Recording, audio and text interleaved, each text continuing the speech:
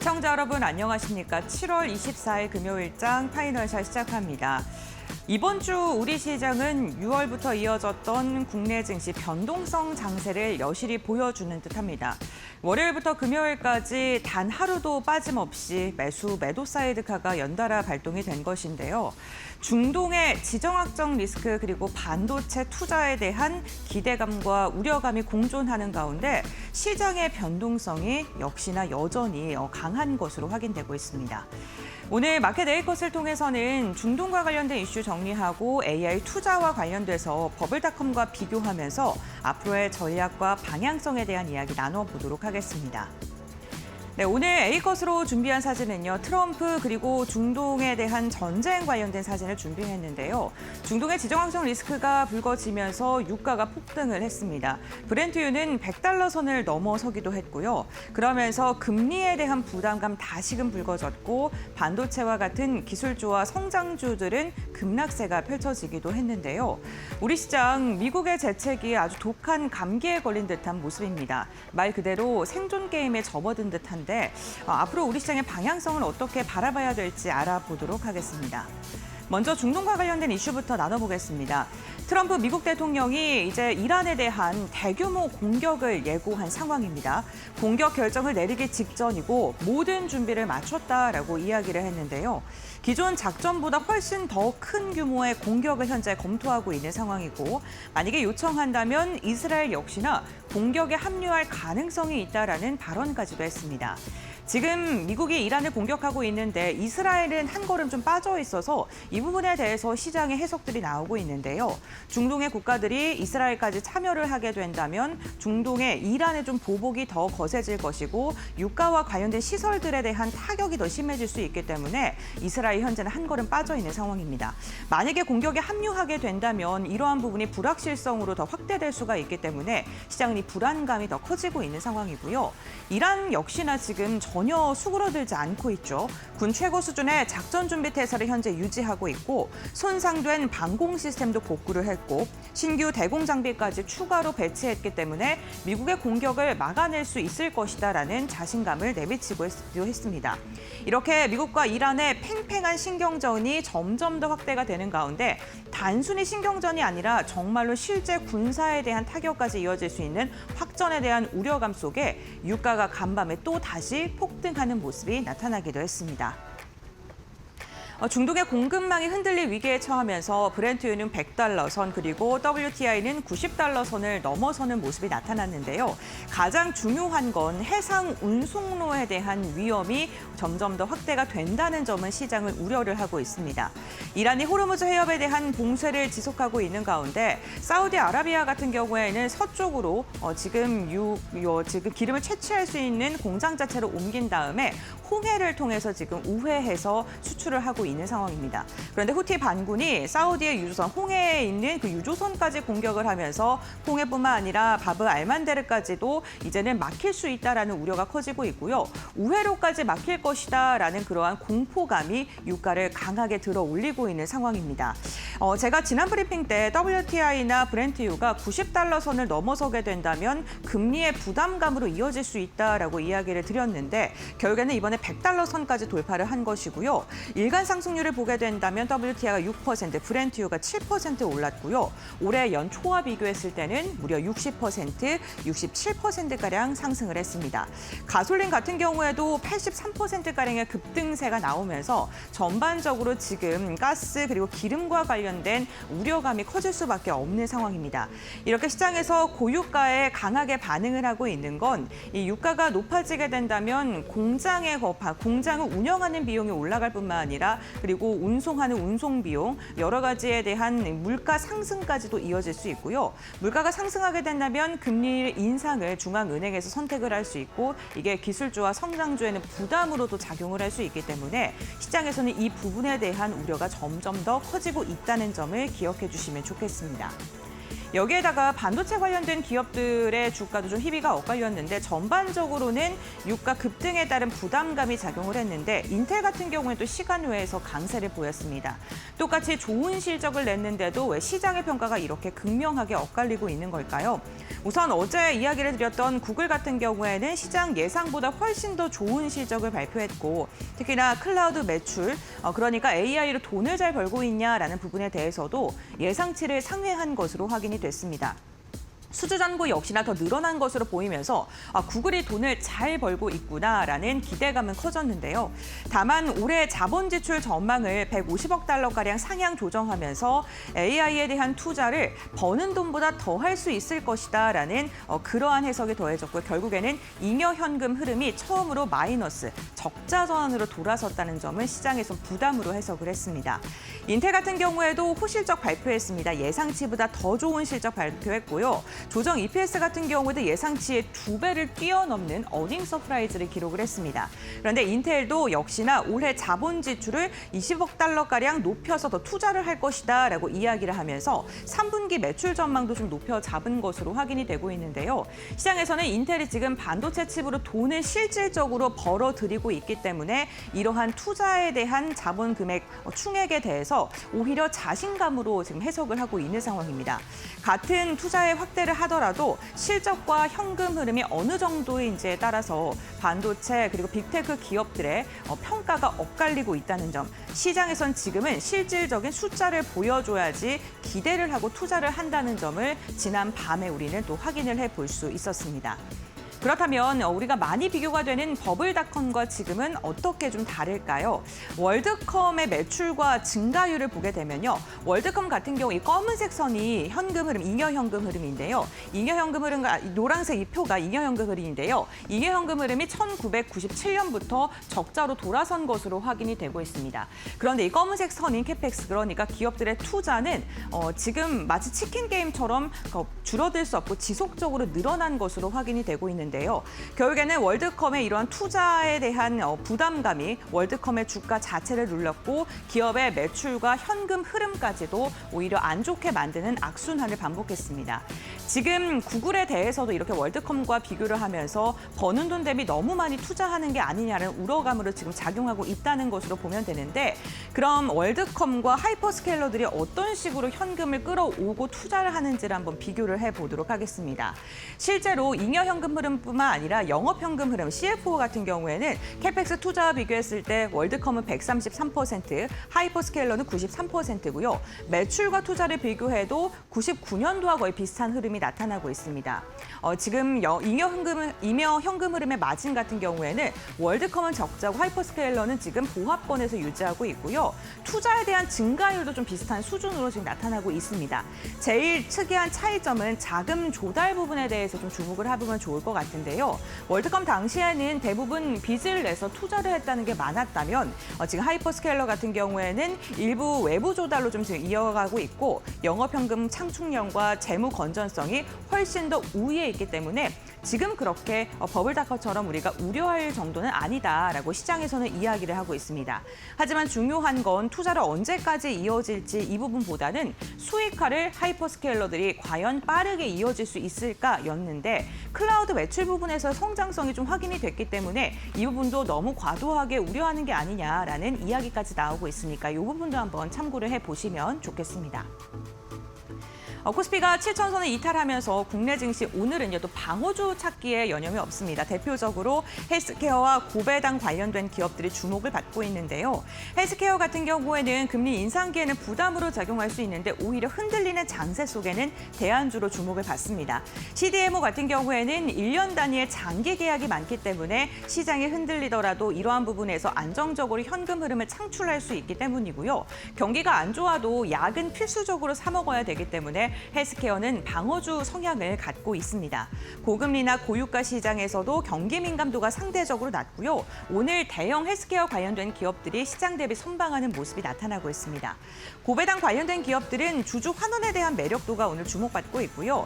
변동성이 높아졌을 때 현금 흐름에 대한 매력도 부각받을 수밖에 없습니다. 삼성카드와 코리안이 KT와 같은 기업들이 있고요. KB금융 같은 경우에도 좋은 실적 발표했는데 지금 시장에서는 조금은 외면받는 하는 모습 나타나고 있습니다만 금리 인상기 때는 또다시 주목받을 수 있다는 점도 기억해 두시면 좋겠습니다. 결국에는 이렇게 헬스케어와 고배당 관련된 기업들 역시나 실적의 안전성과 탄탄한 현금 흐름을 갖고 있고 숫자로 증명해내고 있다는 섹터라는 점, 이 부분을 시장에서는 오늘 좀 주목하고 있다는 점도 참고해 보시죠. 이와 마찬가지로 조선주들도 앞으로에 대한 기대감뿐만 아니라 지금 실제로 좀 숫자를 찍혀오는 그러한 산업으로 변화하고 있는데요. 한미 조선협력 섹터가 공식적으로 워싱턴 DC에서 출범을 했습니다. 마스가 프로젝트의 현지 실행 거점을 확보했다라는 평가를 받고 있고요. 대미 조선협력 투자 규모가 1,500억 달러인데 4개 분야 15건의 MOU가 체결된 것으로 확인되고 있습니다. 구체적으로는 팀코리아를 구축하고 공급망 협력, 조선 전문 인력을 양성하고 공동으로 기술을 개발하는 내용들이 들어있는데요. 특히나 이번에 좀 기대해 볼 만한 게 미국 정부에서 직접적으로 규제 해소를 약속했다라는 부분이 시장에서는 호재로 지금 해석이 되고 있습니다. 만약에 사업에 장애가 발생하더라도 우리가 직접 해결하겠다라고 이야기를 하면서 미국에서 마스가와 관련된 조선업과 관련된 그러한 시선이 얼마나 적극적인지를 이번에 확인해 볼 수 있고요. 조선 역시나 오늘 기대감 속에 오르는데 실제 수치가 지속적으로 찍혀주는지 한번 살펴보셔야겠습니다. 빅테크 기업들도 그렇고요. 결국에는 시장은요, 이제는 성장을 기대하는 것보다는 숫자로 증명해내는 시장으로 변화하고 있습니다. 중요한 건 오늘 국내 증시 반도체 기업들이 좀 흔들리곤 있습니다만 우리 시장의 반도체 투톱 같은 경우에는 실제 실적 숫자로 증명해내고 있다는 점을 기억해 주시기 바랍니다. 마켓데이컨 이렇게 마무리하도록 하고요. 그렇다면 이 시간 우리 시장의 움직임 함께 확인해 보겠습니다. 박세람 아나운서가 전해드립니다. 한 주를 마무리하는 금요일입니다. 이번 주 우리 시장도 변동성이 정말 컸는데요. 코스피는 장중에 7,000선이 깨지면서 올해 21번째 매도 사이드카가 발동이 되기도 했고요. 코스닥도 연이어서 매도 사이드카가 함께 걸렸습니다. 중동 지정학적 불안과 함께 국제유가가 급등하면서 투자 심리가 위축이 되고 있는데요. 그렇다면 현재 시장 어떻게 흘러가고 있는지 확인해 보시죠. 먼저 코스피 지수의 흐름부터 확인해 보겠습니다.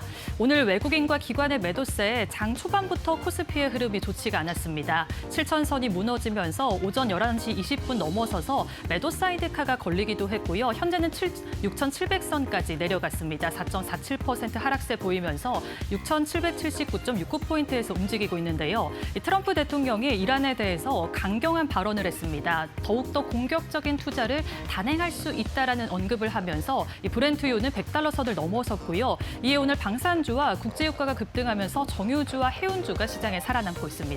하지만 전력 인프라주부터 시작을 해서 대형 반도체주가 낙폭을 그려내가면서 오늘 코스피의 하방 압력을 가하고 있습니다.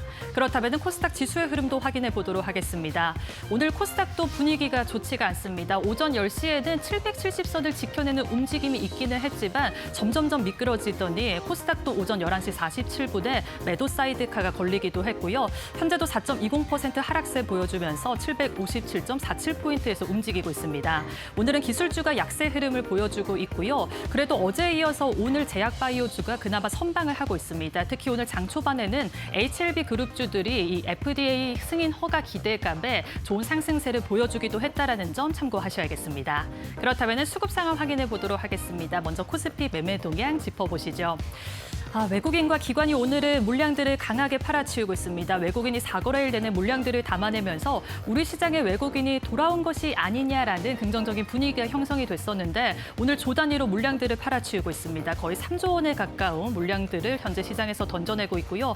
오늘은 기관도 쌍끌이 매도세 보여주면서 1조 3천억 원 가까이 물량들을 팔아치우고 있습니다. 개인만이 간만에 이 물량들을 담아내면서 4조 2천억 원 많은 물량들을 현재 시장에서 사들이고 있습니다. 그렇다면 코스닥에서도 매매 동향 확인해 보도록 하겠습니다. 오늘 양시장에서 외국인과 기관의 수급이 계속해서 이탈을 하고 있습니다. 외국인이 1,559억 원 물량들을 팔아치우고 있고요. 기관도 거의 3천억 원에 가까운 물량들을 팔아치우고 있습니다. 오늘 양시장에서 개인만이 좀 방어를 해내고 있는데요. 4,400억 원 물량들을 담아내고 있습니다. 이 증권가에서는 외국인의 수급이 돌아와야 코스피가 반등할 것이다라는 분석을 계속해서 제기를 하고 있고요. 이번 주는 외국인의 수급에 따라서 코스피의 방향성이 결정됐다. 있다는 점도 참고를 하셔야겠습니다. 그렇다면 이 시장을 움직이고 있는 이슈 확인해 보도록 하겠습니다. 오늘 첫 번째 이슈는 조선 기자재주인데요. 미국 조선업 부활을 알리는 마스가 프로젝트에 다시 시동이 걸리고 있기 때문입니다. 우리 돈 220조 규모의 마스가 프로젝트가 본격적으로 실행 단계에 들어갔다는 점이 핵심인데요. 먼저 미국 워싱턴에 한미조선협력센터가 공식으로 출범을 했습니다.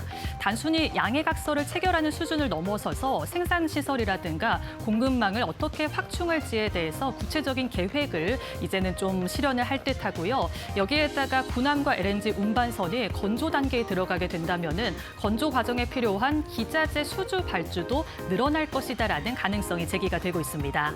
오늘 조선 기자재 중심으로 투자 심리가 살아나고 있는데요. 그렇다면 관련주들의 분위기 확인해 보겠습니다.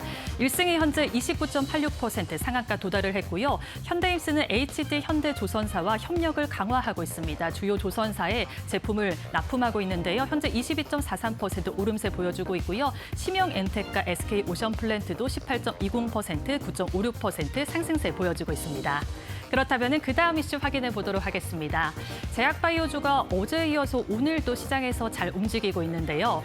먼저 삼성바이오로직스와 셀트리온이 역대급 실적을 발표를 했습니다. 나란히 이 매출에 있어서 1조 원을 넘어섰다라고 하고요. 또 HLB 그룹주들이 이 담관암 치료제 관련해서 FDA 승인을 받을 수 있다라는 이 허가 기대감에 좋은 흐름을 보여주고 있습니다. 오늘 대형주는 이 실적이 성장했다는 점, 또 글로벌 생산 능력이 확대되고 있다는 점, 여기에 중소형주들은 임상 이벤트와 FDA 허가 기대감에 잘 움직이고 있다는 부분 체크하셔야겠습니다. 현재 그렇다면 제약바이오주들의 흐름도 확인해 보도록 하겠습니다. 듀케인바이오가 29.84% 폭등세 보여주고 있는데요. 파킨슨병 진단제 주 원료가 FDA에 등록이 완료됐다라는 소식이 들려오면서 강하게 매수세가 유입이 되고 있습니다. HLB 제약과 HLB는 오늘 장 초반에는 강한 흐름을 보여줬는데요. 초반보다는 조금 약해지기는 했지만 HLB 제약도 11.52%, HLB도 2.50%의 상승세 보여주고 있고요. 삼성바이오로직스는 영업이익이 1조 원을 사상 처음으로 넘어섰다라는 긍정적인 소식을 들려주면서 10.95% 상승세 보여주고 있습니다. 셀트리온도 3.57% 오름세 확인되고 있습니다. 지금까지 시장 흐름 살펴봤고요. 이어서 종목 파인더 함께 해보시죠. 자, 종목 파인더로 이어가겠습니다. 오늘 시장에서 또 주목해야 할 종목들 이슈 하나씩 알아보면서 체크해 보겠고요. 그에 앞서서 조금 전에 이제 속보가 좀 전해지고 있는데 최태원 SK그룹 회장과 나비 노소영 관장의 재산분할 파기 환송심 결과가 공판이 나왔습니다. 지금 최태원 회장이 노소영 관장에게 재산 분할금을 9,440억 원 지급하라라고 판결이 나왔습니다. 다시 한번 말씀드리면 최태원 회장이 노소영 관장에게 9,440억 원을 재산 분할 지급을 해야 한다라는 결판이 나왔고요. 최태원 회장이 아마 듣고 나온 것 같습니다. 법원에 나와서 기자들에게 얘기를 했는데 심려를 끼쳐서 송구스럽다. 근데 판결문은 검토를 해보고 상고할지 여부는 최종적으로 다시 결정을 하겠다라는 이야기가 나왔으니까요. SK 그룹주들이 또 어떻게 움직일지 재산 분할 관련된 위자료 소송 이런 이야기 때문에 SK나 SK 실트론 이야기들이 많았잖아요. 일단은 SK 지주사는 낙폭이 조금 더 크게 나오고 있기는 합니다. 계속해서 지켜보도록 하겠습니다. 자, 그럼 이슈들 하나씩 체크해보고 종목도 알아보겠습니다. 첫 번째는 역시 오늘 반도체입니다. 어제는 그렇게 좋더니 오늘은 또 너무나 많이 떨어지고 있습니다. 어제가 너무나 먼 옛날같이 느껴지는데요. 자, 반도체 사실 좋습니다. 지금 다 좋은 상황인데 오늘 또 인텔이 실적을 발표했거든요, 새벽에. 인텔도 지금 AI 데이터 센터 훈풍 때문에 15년 만에 최고 성장률을 기록했다. 매출도 시장의 예상을 상회하는, 그리고 EPS, 조정 EPS도 예상치를 상회했고요. 3분기 가이던스도 시장에 예상했던 것보다 더 한 단계 높은 수준으로 이렇게 제시를 하면서 굉장히 좋은 상황이었습니다. 데이터 센터 매출이 59%나 급증했고 서버용 CPU 장기 계약 LTA도 늘어나고 있고 이러면서 리포트한 인텔 CEO도 지금 AI 때문에 전례 없는 컴퓨팅 수요가 만들어지고 있다. 데이터 센터 수요가 생산 능력을 초과하고 있다라고 역시 뭐 반도체 업체들에게서는 다 비슷한 이야기들이 나오고 있는데 주가가 오늘 떨어집니다. 물론 뭐 이란 쪽의 지정 확정 리스크 같은 것들도 문제가 되고 있긴 한데 지금 뭐 나오는 이야기들 월가에서 돌고 있는 이야기들은 지금 구글이나 아마존 빼고는 이 서버 수요가 좀 줄어들고 있다라는 그런 흔한 말로 미국 내에 찌라시 같은 것들이 좀 돌고 있다라는 그런 이야기들이 좀 나오거든요. 그러면서 우리에게도 좀 타격을 주고 일본 시장도 지금 많이 떨어지고 있고 반도체 관련 종목들이 이러면서 전반적으로 조금 부담을 받는 것 같습니다. 뭐 하루 만에 또 다른 이야기들이 시장에 돌다 보니까 반도체 종목들의 낙폭이 크게 나오고 있는데요. 주가의 흐름 좀 체크를 해보겠습니다. 자, 삼성전자 하이닉스 6%, 7%대 낙폭 보이면서 삼성전자는 25만 원대까지 내려왔고요. 하이닉스도 180만 원이 붕괴가 됐습니다. 자, 이외에도 코스닥의 소부장 종목들도 다 지금 8에서 9, 10%대 큰 낙폭이 나오면서 음봉이 아주 깊게 나타나고 있는 상황. 다음 주에는 또 이제 다른 하이퍼스케일러들의 실적 발표가 있는데 어떤 반전이 있을 수 있을지 한번 지켜보도록 하겠습니다. 자, 다음 살펴볼 업종은 오늘은 바이오가 그래도 그나마 조금 괜찮은 종목들이 보입니다. 그런데 결국에는 바이오 섹터에서도 뭘 봐야 하느냐? 실적 잘 나오는 걸 고를 수밖에 없고 주가가 올라갈 수밖에 없는 것들은 다 실적이 좋은 것들이었습니다. 일단은 오늘 삼성바이오로직스의 주가가 가장 좋죠. 일단은 매출 실적 발표를 했는데 1조 3천억 원이 넘게 2분기에 나왔고요. 영업이익도 전년 대비해서 23%나 증가했습니다. 상반기 1분기, 2분기를 합쳐보니까 삼성바이오로직스의 영업이익이 1조가 넘었습니다. 이게 삼성바이오로직스 역사상 처음 있는 일이었어요. 이러면서 상반기에만 영업이익이 1조가 넘게 나왔으니 올해 연말까지 하면 영업이익에 대한 기대치들은 조금 더 높아질 수 있을 것 같습니다. 창사 후에 총 수주가 217억 달러에 달하는 상황. 자, 셀트리온도 얼마 전에 실적 발표했는데 굉장히 좋았잖아요. 2분기 매출 역시 셀트리온도 1조 3천억 원대가 나왔습니다.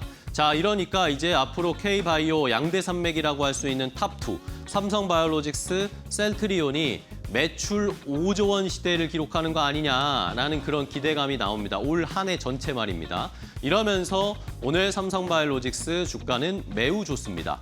시장이 다 눌린 상황인데 삼성바이오로직스는 10%대 엄청난 상승을 보여주고 있고요. 셀트리온도 역시 3% 넘게 시장에서 선전해주고 있습니다. 알테오제는 상승하다가 하락으로 좀 전환하는 모습이고 HLB 그룹주들이 오늘 그나마 좀 좋은 모습. 하지만 역시 실적이 뒷받침되지 않는 종목, 하나의 이슈 때문에 올라갔던 종목들은 오늘 코롱티슈즌이 결국에는 또 하한가 기록을 했습니다. 이러면서 14,750원대까지 주가가 폭락하고 있는 상황입니다. 자, 마지막으로 또 살펴볼 이슈는 또 전쟁입니다. 이게 반도체 우리 시장의 지금 전반적인 무거운 분위기도 트럼프의 전쟁, 관세, 그리고 또 반도체에 대한 악영향 이런 것들이 계속 물리고 있는데 자, 트럼프 대통령이 어제 우리 시간으로는 어젯밤, 우리 새벽 또 이란의 대규모 공격을 임박했다. 지금 준비 다 되어 있다. 그 주변에 지금 전략 자산들이 모이고 있다라는 이야기를 하면서 또 부담을 주기 시작했고요. 이러면서 브렌트유가 치고 올라가기 시작했습니다. 100달러대까지요. 이란 외무장관도 호락호락하지 않게 맞서고 있는데 군사 압박 지속하면 우리도 뭐 가만히 있지 않겠다. 역시 또 반복되는 이야기입니다. 이러니까 오늘 정유주들이 또다시 올라가고요. 뭐 해운주들도 올라가고 방산주도 올라가고요. 보험주들도 좀 올라갑니다. 자, 정유주의 핵심은 뭐 유가가 올라가는 것도 유가가 올라가는 건데 지금 정제 마진이 매우 좋아지고 있다라는 평가들이 나오면서 이런 우리나라에서 정유주들이 주가 흐름이 최근에 좋은 흐름을 나타내고 있고요. 자, 이렇게 유가가 올라가니 10년물 국채 금리가 지금 4.7%대까지 올라갔고 유가가 올라가면 이제 미국의 연준도 금리 인상을 할 가능성들이 점점 높아집니다. 자, 지금 일주일 사이에 미국이 금리 인상할 가능성 10%대였는데 33%대까지 갑자기 튀어올랐습니다. 이러면서 미국도 결국에는 금리 인상 동참할 가능성이 높아지는 상황은 시장에는 그닥 좋지 않은 분위기로 이어지고 있습니다. 자, 종목들을 좀 체크를 해볼까요? 말씀드린 정제 마진 좋아지고 있는 정유지들. 오늘 S-오일도 그리고 GS, SK이노베이션은 하락으로 전환이 됐네요.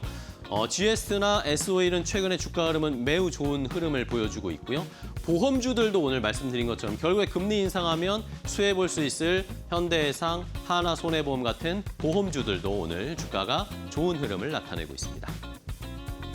자, 그럼 이제 전문가와 함께 더 자세하게 종목들 체크를 해보겠습니다. 오늘 종목 파인더는 이데일리TV 박근호 전문위원과 함께하겠습니다. 위원님 안녕하세요. 안녕하십니까. 네, 반갑습니다. 자, 위원님과 오늘 또 시장에서 살펴볼 특징주를 살펴볼 텐데 첫 번째 종목 뭘 골라주셨을지 공개하겠습니다. 첫 번째는 DI입니다. 자, 반도체 관련된 종목들 오늘 일제히 다 급락이 나오고 있는데 DI는 어떻게 저희가 좀 대응하면 좋을까요?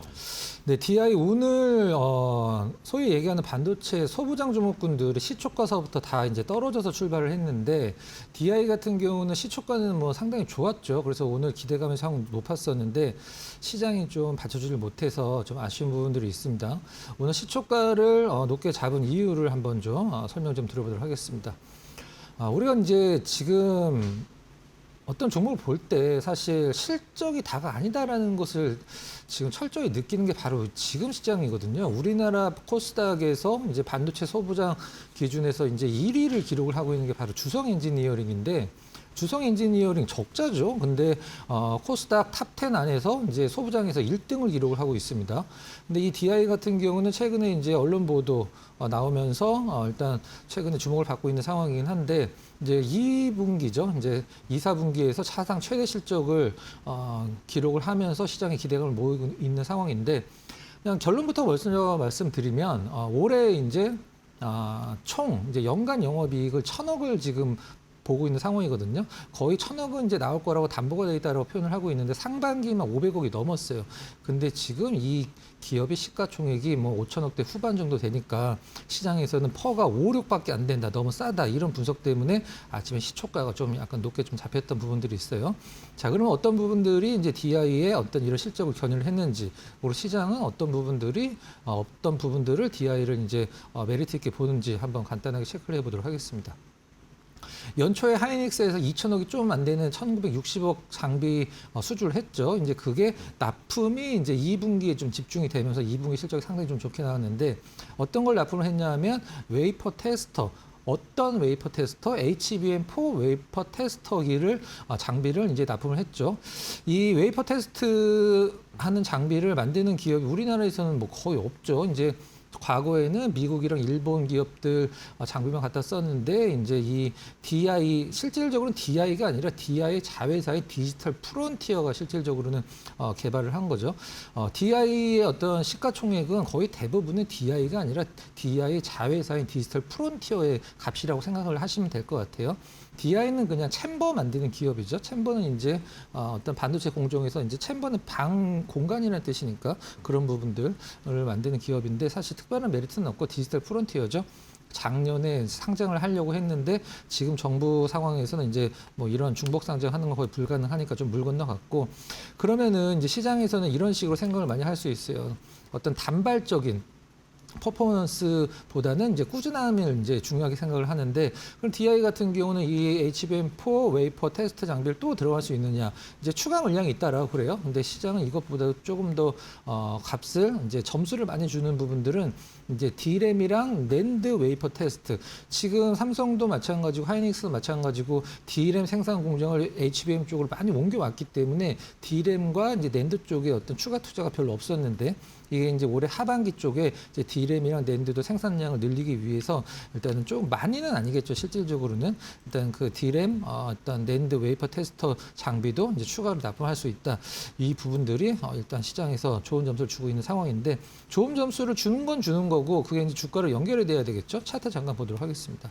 지금 시장은 이제 아까 주성 엔지니어링도 말씀드렸지만 가는 종목이 더 가느냐 아니면은 이제 가치 대비 싼 종목을 지금 저가에 매수를 하느냐 그 부분에 상당히 좀 이제 어떤 갈등이 많이 생기는 그런 부분들이긴 하죠.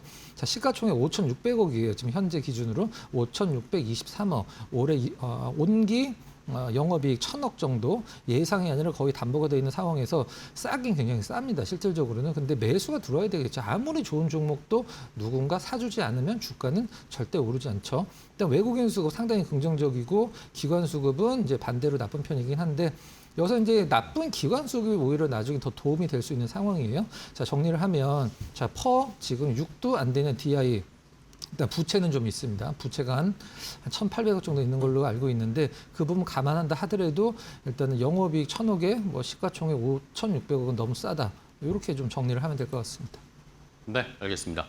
자, DI 반도체 소부장 오늘 많이 좀 조정을 받고 있는데 그 안에서 또 매력적인 평가를 받을 수 있을 종목으로 DI를 한번 분석을 해봤고요. 자, 다음 또 종목 어떤 특징주 보시는지 궁금한데요. 바로 공개하도록 하겠습니다.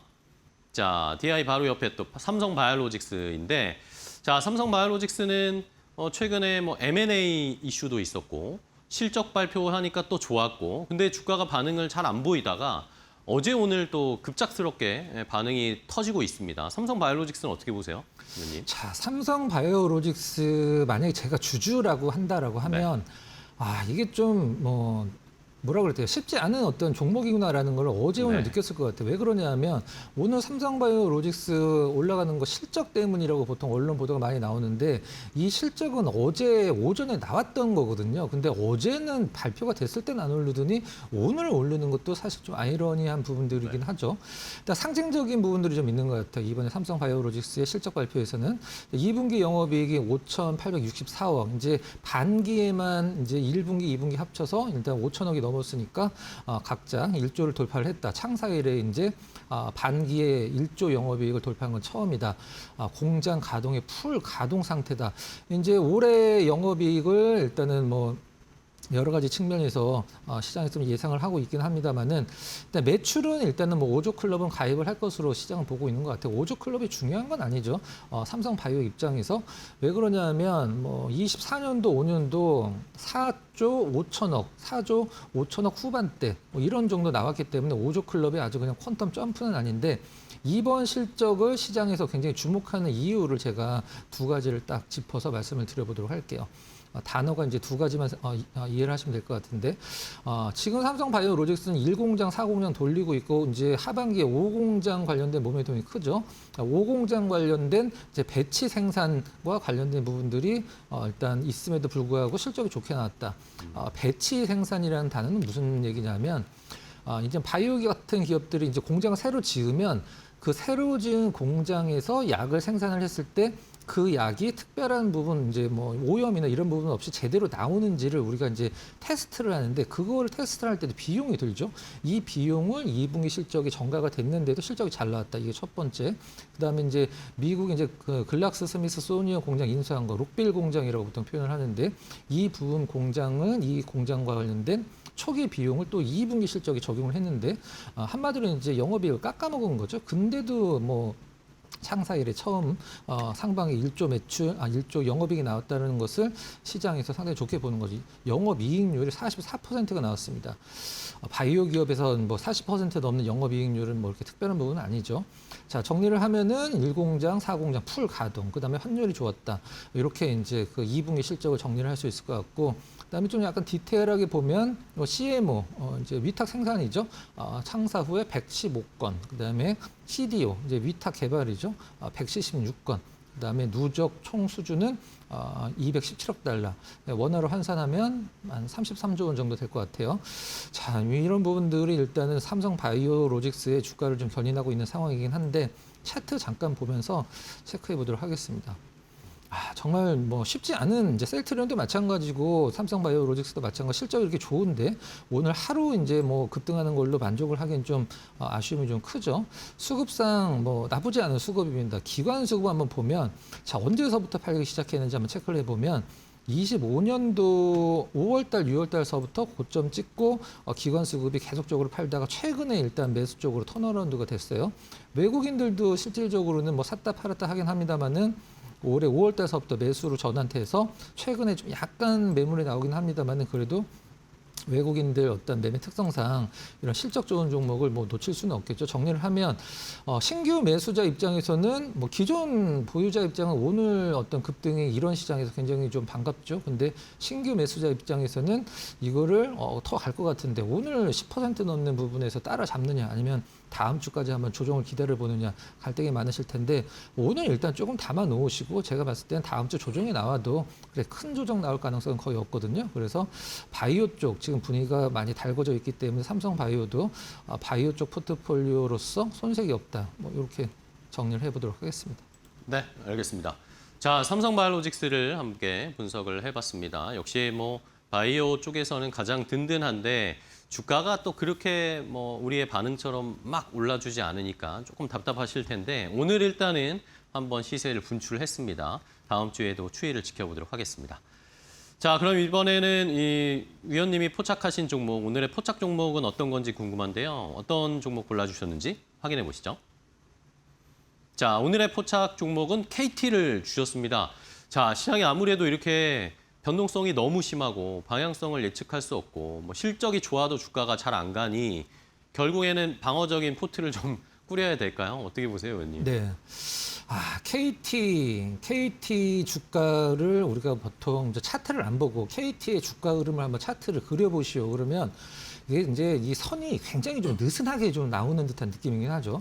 올라가도 좀 느리고 내려갔을 때도 좀 느린, 좀 약간 답답한 흐름이긴 한데 오늘 차라리 통신주에서는 뭐 SK텔레콤을 보겠다라고 하시는 분들 아마 대다수이실 것 같은데 오늘 제가 이제 KT를 고른 이유는 일단 뭐 경기 방어주 성격보다도 일단은 이제 KT도 AI 데이터 센터가 일단 밸류 체인에 이제 묶기 시작했다. 이 부분을 좀 한번 포인트로 좀 삼아보도록 하겠습니다.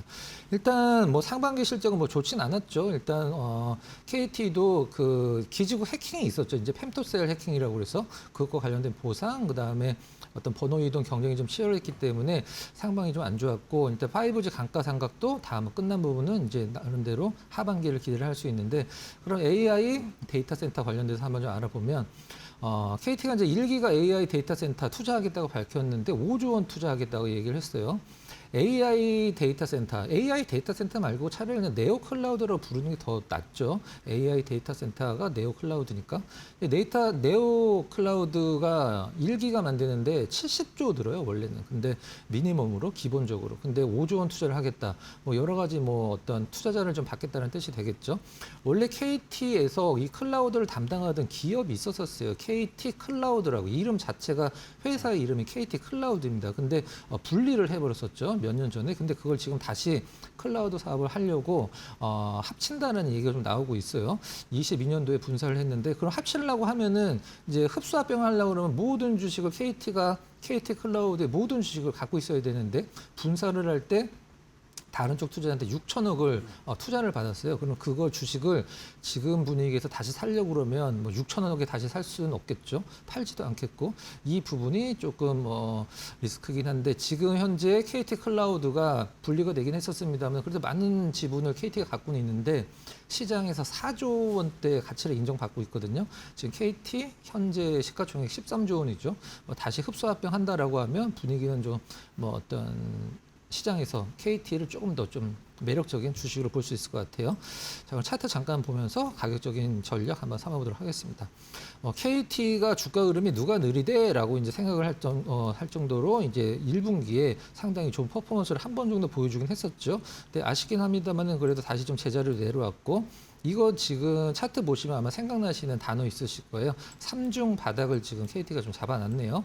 여기서 올라갈 수 있는 이슈만 한번 터뜨려준다라고 하면은 뭐 나름대로 통신주 중에서는 그래도 좋은 흐름 생각을 할 수 있고요. 매수가 지금 뭐 올라간 게 없기 때문에 뭐 괜찮은 상황이고 매수가 현재가. 근데 목표 가격은 6만 5천 원 정도로 잡아보도록 할게요. 지금 5만 3천 원이니까 그렇게 높게 잡은 건 아닙니다. 손절 가격은 5만 2천 원으로 상당히 타이트하게 한번 좀 잡아보도록 하겠습니다. 네, 알겠습니다.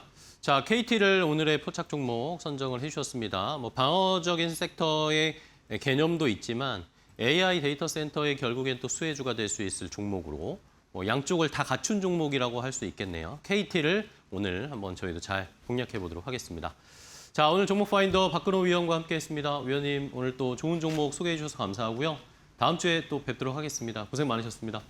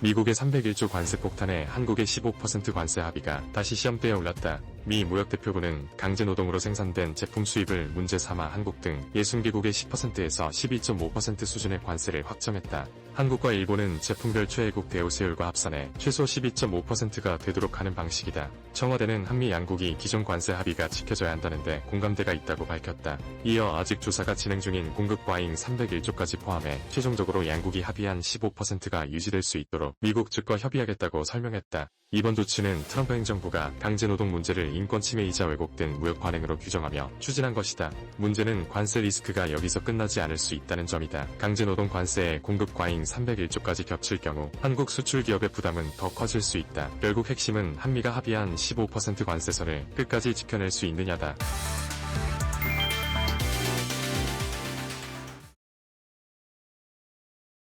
자, 섹터 대 섹터로 이제 이어가겠습니다. 오늘 시장에서 상승하는 섹터는 뭔지, 또 하락하는 섹터 중에 좀 기회를 찾을 수 있을 섹터와 함께 골라서 종목까지 선정해서 알려드리겠습니다. 자, 오늘 시장은 일단은 계속해서 하락세가 조금씩 깊어지고 있습니다. 외국인들은 오늘 현선물, 코스피, 코스닥 다 매도하고 있고요. 반면에 개인 투자자분들이 현선물 그리고 코스피, 코스닥을 전부 다 매수하고 있습니다. 기관도 매도에 동참을 하니까 지수는 속절없이 좀 떨어지고 있는 상황인데요. 자, 그러면 시장의 분위기 또 어떤 섹터들을 저희가 공략해야 할지 섹터 대 섹터 오늘은 보넥스트 투자자문의 나연진 대표와 함께하겠습니다. 대표님 안녕하세요. 네, 안녕하십니까? 반갑습니다. 자, 오늘 시장 또 어떤 섹터가 좋은 흐름을 나타내고 있는지 또 어떤 섹터는 약한지 첫 번째 섹터 대 섹터부터 확인해 보시죠. 자, 오늘 좋은 섹터는 방산주들이 그나마 좋습니다. 아무래도 전쟁 리스크도 있고 실적에 대한 기대감들도 있고요. 이러면서 방산주들이 오늘 좀 올라가고 있습니다. 반면에 반도체 장비, 삼성전자, 하이닉스뿐만 아니라 전반적인 반도체 소부장은 다 큰 폭의 하락, 어제 상승을 거의 다 토해내고 있는 상황인데요. 자, 일단은 상승 섹터, 방산주들 좀 보겠습니다. 방산주들 실적이 괜찮을 거다라는 그런 의견들 굉장히 많고 조금 전에 또 현대로템도 실적을 발표했네요. 현대로템이 영업이익 2분기 2,324억 원, 시장의 기대치보다는 약간 낮지만 그래도 양호한 실적을 발표했고 지금 이재명 대통령이 남미 쪽에 순방을 가는데 여기에서도 뭔가 추가적인 수주나 계약 같은 것들이 있을 수도 있다라는 그런 기대감 여러 가지가 좀 상존하고 있네요. 네, 현대로템 같은 경우에 기대치보다는 좀 못 미치지만 앞으로 생길 수 있는 K2 전차에 대한 수요도 유럽향으로도 계속해서 늘어나고 있는 추세에 있습니다. 유럽뿐만 아니라 인도를 포함해서 중동까지 전차에 대한 수요가 계속해서 이제 제기가 되면서 현대로템의 실적은 현재 나온 부분으로는 컨센에 미치지 못하지만 앞으로 기대되는 실적까지 감안을 하면 오늘의 하락세가 조금은 또 의외로 받아들여질 수 있습니다. 현대로템을 제외하고는 방산 관련한 업종 전체적으로 오늘 좀 상승을 많이 했습니다. 그 가장 중요한 원인으로 본다면 다시 한번 제기되고 있는 중동의 불안이 가장 큰 요인이 될 것 같습니다. 현재 상태는 미국과 이란의 이제 전쟁 그리고 미국이 주말 중에도 공습을 어느 정도 규모로 할 건지 아니면 민간 시설이나 정유 시설 관련해서도 폭격을 가할 건지 여부가 초미의 관심사에 있는 상황입니다. 그런데 이 관심사를 제외하고도 현재 후티 반군이 사우디에 대해서 선전포고급의 이제 해상 봉쇄를 얘기를 했고 그리고 실제로도 사우디 유조선이 피격을 당하면서 이 홍해 쪽으로도 물길이 막힐 수 있다라는 측면이 굉장히 시장에는 중요하게 이제 화두를 던진 것 같습니다. 이 부분은 페르시아만 같은 경우는 아무래도 원유 수출입에 대해서 이제 한 글로벌 물동량 20%를 차지하고는 있지만 이 부분은 원유에 좀 국한됐다고 한다면 홍해가 막힌다는 부분은 이제 다른 문제가 됩니다. 이제 유럽과 아시아의 수출입 동향도 그쪽 수에즈 운하를 통해서 많은 물동량이 운항되고 있고 그리고 사우디아라비아도 송유관을 통해서 원유의 수출을 홍해 쪽으로 우회해서 이제 수출한 부분도 있습니다. 아무래도 이 부분에 대한 이란의 견제가 후티 반군을 끌어들여서 이제 그쪽 해안을 홍해 쪽을 막은 게 아닌가라고 추정해 볼 수도 있어서 이 부분은 중동의 불안을 좀 더 가속화할 수 있다는 측면에서 좀 우려가 되는 상황이기도 합니다. 그리고 주말 중에도 어떤 변수가 나올지 아직까지는 촉각을 곤두세우고 있지만 유가도 뭐 브렌트유는 $100를 넘어섰고 그리고 이제 크루드 오일 같은 경우도 이제 $90 이상 이제 올라오면서 유가에 대한 불안이 시장에 이제 서서히 더 퍼지고 있다는 점이 어제의 긍정적인 시장 분위기와는 또 상반된 모습을 보이고 있어서 이 부분에 대한 이제 주의사항도 좀 체크를 해봐야 될 것 같습니다. 네, 알겠습니다. 자, 결국에는 또 전쟁 이야기입니다. 시장에서는 이제 이쯤 되면은 트럼프가 타코할 때가 됐을 텐데라고 판단을 하는데 이번엔 또 어떻게 될지 예측할 수가 없으니까요. 주말 사이에 또 저희가 뉴스를 잘 체크해봐야 되겠습니다. 자, 일단은 상승 방산 섹터를 봤고요. 이제 하락하는 섹터가 문제인데 반도체 장비뿐만 아니라 오늘 반도체가 다 우수수 어제 상승한 거 다 떨어지고 있습니다. 이러니까 이제 투자자분들이 반도체를 어제까지만 해도 싸니까 사야 된다 했는데 진짜 사야 되는 거 맞아? 라는 이야기까지 나오더라고요. 네, 반도체에 대해서는 오늘 시장의 움직임은 좀 아쉬움이 있지만 반도체 장비주와 반도체 이제 대장주를 좀 나눠서 봐야 될 것 같습니다. 오히려 이제 하이닉스와 삼성전자는 전일 상승폭에 대비해서 이제 하락이 좀 전환이 되고 있지만 삼성전자 같은 경우도 이제 전저점이었던 24만 원대 위에서 계속 유지를 하고 있는 상황입니다. 네. 그리고 SK 하이닉스 같은 경우도 전저점 부근이 이제 170만 원을 좀 깨는 정도, 166만 원 정도 선인데 현 시점에서도 그 정도보다는 위에 있는 상황입니다. 이렇게 삼성전자와 하이닉스는 가격을 어느 정도 유지해주면서 내릴 때 내리기도 하지만 올라갈 땐 오히려 먼저 올라가는 측면이 있음에도 불구하고 그에 반해서 이제 반도체 장비주 같은 경우는 대표적으로 반도체 장비주 중에 가장 견조하고 움직임이 좋은 종목을 꼽으라고 한다면 PSK와 원익 IPS 정도가 될 것 같습니다. 그런데 이 두 종목조차도 PSAK 같은 경우도 전 저점 부근을 이제 강한 음봉으로 내려오고 있어서 이 부분에 대한 하락 변동성은 하락 민감도는 반도체 장비주가 더 크고 그리고 반도체 관련한 섹터에서 동반해서 상승할 때는 하이닉스와 삼성전자의 상승폭이 더 우선되다 보니까 시장 투자자 입장에서 볼 때도 이렇게 다 같이 내려왔으면 반도체 장비주가 아니라 삼성전자나 하이닉스 쪽으로 이제 자금을 더 투자해야 되는 게 먼저 아닌가라고 생각할 수 있는 부분 충분히 이해가 될 수 있는 부분입니다. 그런 점에서 볼 때 반도체 장비주가 현 시점에선 확실하게 하이닉스와 삼성전자가 자리를 잡고 난 이후가 돼야 저점을 확인해 볼 수 있다는 측면에서 하락 민감도는 더 크고 상승에서는 좀 더 늦게 움직이는 측면이 오늘 시장에서 이제 작용하고 있다고 볼 수 있겠습니다. 이래서 반도체 장비주 중에 가장 우수한 종목들조차도 다 같이 떨어진 상황에선 반도체 장비주를 매도하고 삼성전자나 하이닉스로 옮겨야지라는 수급이 상당 부분 작용했을 것으로 추정해 볼 수 있겠습니다. 네, 알겠습니다.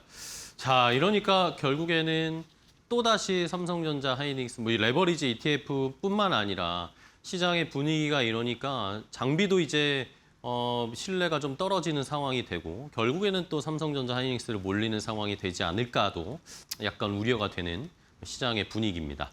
자, 그러면은 이 중에서 한 종목 좀 볼 텐데 방산주를 좀 볼게요. 지금 지정학적 리스크나 이런 것들이 계속 연이어서 나타나니까 방산주 중에 좀 추세적으로 계속 좀 상승할 수 있을 어떤 종목을 보면 좋을까요? 네, 방산주 중에서 움직임이 가장 좋은 종목을 꼽으라고 한다면 아무래도 LIG 디펜스 앤 에어로스페이스가 될 것 같습니다. 이 LIG 같은 경우에 이제 줄여서 LIG DNA라고 하는데 LIG 같은 경우에 가장 주력으로 하는 무기가 이제 천궁이나 신궁을 포함해서 유도, 레이더, 미사일 관련한 부분이 이제 주 무기가 됩니다. 다른 종목, 이제 방산에서도 여러 종목이 있지만 K9 자주포라던가 K2 그러니까 현대로템의 K2 전차 아니면 보람의 KF21 그리고 뭐 잠수함 같은 분야로 이제 다양하게 펼쳐서 볼 수는 있습니다. 이 스펙트럼 중에서 가장 먼저 우선돼야 되는 방산의 탑픽으로 꼽는다면 아무래도 LIG DNA가 될 것 같습니다.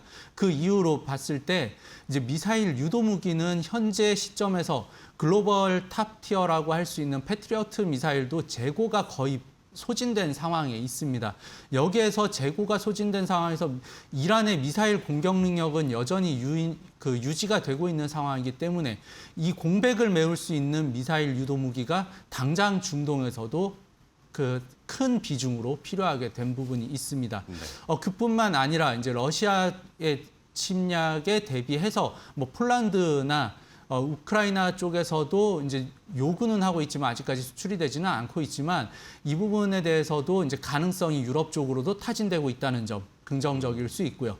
그리고 우선적으로도 계속 수주 잔고를 쌓아가고 있고 납품을 하고 있는 부분은 아무래도 중동이 될 것 같습니다. 이 중동 시장 같은 경우는 이란의 미사일 역량이 성장할수록 방어 체계에 대한 역량도 동반해서 성장을 해야 되기 때문에 그 이후로 사우디, 쿠웨이트, 아랍에미레이트에 더불어서 이라크까지 이 천국 무기에 대한 수요가 계속해서 늘어나고 있다는 점은 상당히 긍정적일 수 있고요. 그래서 그동안은 K2 전차가 이제 수출이 실제로 일어나면서 꾸준한 성장세를 보였던 현대로템이 방산의 대장주였다면 이제는 앞으로 볼 시장에서 방산 시장에서는 방산 대장주로 LIG DNA를 디펜스 앤 에어로스페이스를 먼저 우선으로 꼽아야 되겠다는 점으로 이제 좀 변화한 시각을 가져볼 필요가 있습니다.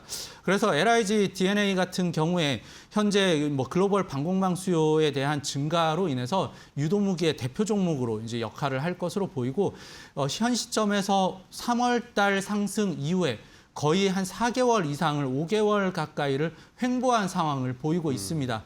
이렇게 횡보한 이후에 가격 조정과 기간 조정을 거의 다 거쳤다고 보는 상황에서 이제 실적이 증명이 되기 시작하면 하반기에는 좀 더 상반기 상승폭 이상으로 한 단계 레벨업이 일어날 수도 있다는 점 한번 유의 깊게 살펴보셔야 될 것 같습니다. 네, 알겠습니다. 자, 방산주 중에 이제 대표주, 대장주를 LIG 디펜스 앤 에어로스페이스로 봐도 무방하다라는 그런 의견을 주셨어요. 한번 참고를 해주시기 바랍니다. 자, 첫 번째 섹터 대 섹터 봤고요. 다음 두 번째 섹터 대 섹터도 바로 공개하도록 하겠습니다. 자, 오늘 좋은 흐름, 이번 주에 전반적으로 좀 좋은 흐름을 보이는 게 조선 기자재 업종이 상승세가 좀 나오고 있고요. 반면에 로봇주들은 하루 천하네요. 하루에 급등하더니 오늘은 또 다 급락하고 있습니다. 자, 일단은 상승 섹터, 조선 기자재 업종, 공교롭게 방산, 조선 이런 게 이번 주에 좀 좋은데 조선주는 이제 미국에서의 뭔가 이제 협력 움직임 이런 것들을 구체적으로 보면 주가가 조금 더 추가적으로 갈 수 있을까요? 어떻게 보세요? 네, 조선주에서 최근의 움직임을 보면 하나오션의 이제 잠수함 수주 실패 이후에 하나오션을 포함해서 이제 조선 대장주 쪽으로는 움직임이 조금 느린 상황입니다. 오늘 상승도 살펴봤을 때 1승을 포함해서 현대힘스, 태광, 성강밴드처럼 그러니까 조선의 기자재 중심으로 이제 종목의 움직임이 나오고 있다는 점에서 좀 주목을 해봐야 되겠는데요. 이 부분은 아무래도 이제 한미 간의 이제 군함, 조선에 대해서 협력을 강화한다는 기대감을 받을 수 있지만 이 부분이 실제로 해결이 되기 위해서는 미국의 법안도 수정이 돼야 되는 필요가 있습니다. 그래서 그 부분까지 확장시켜서 보기에는 좀 무리가 있다라고 보이고요.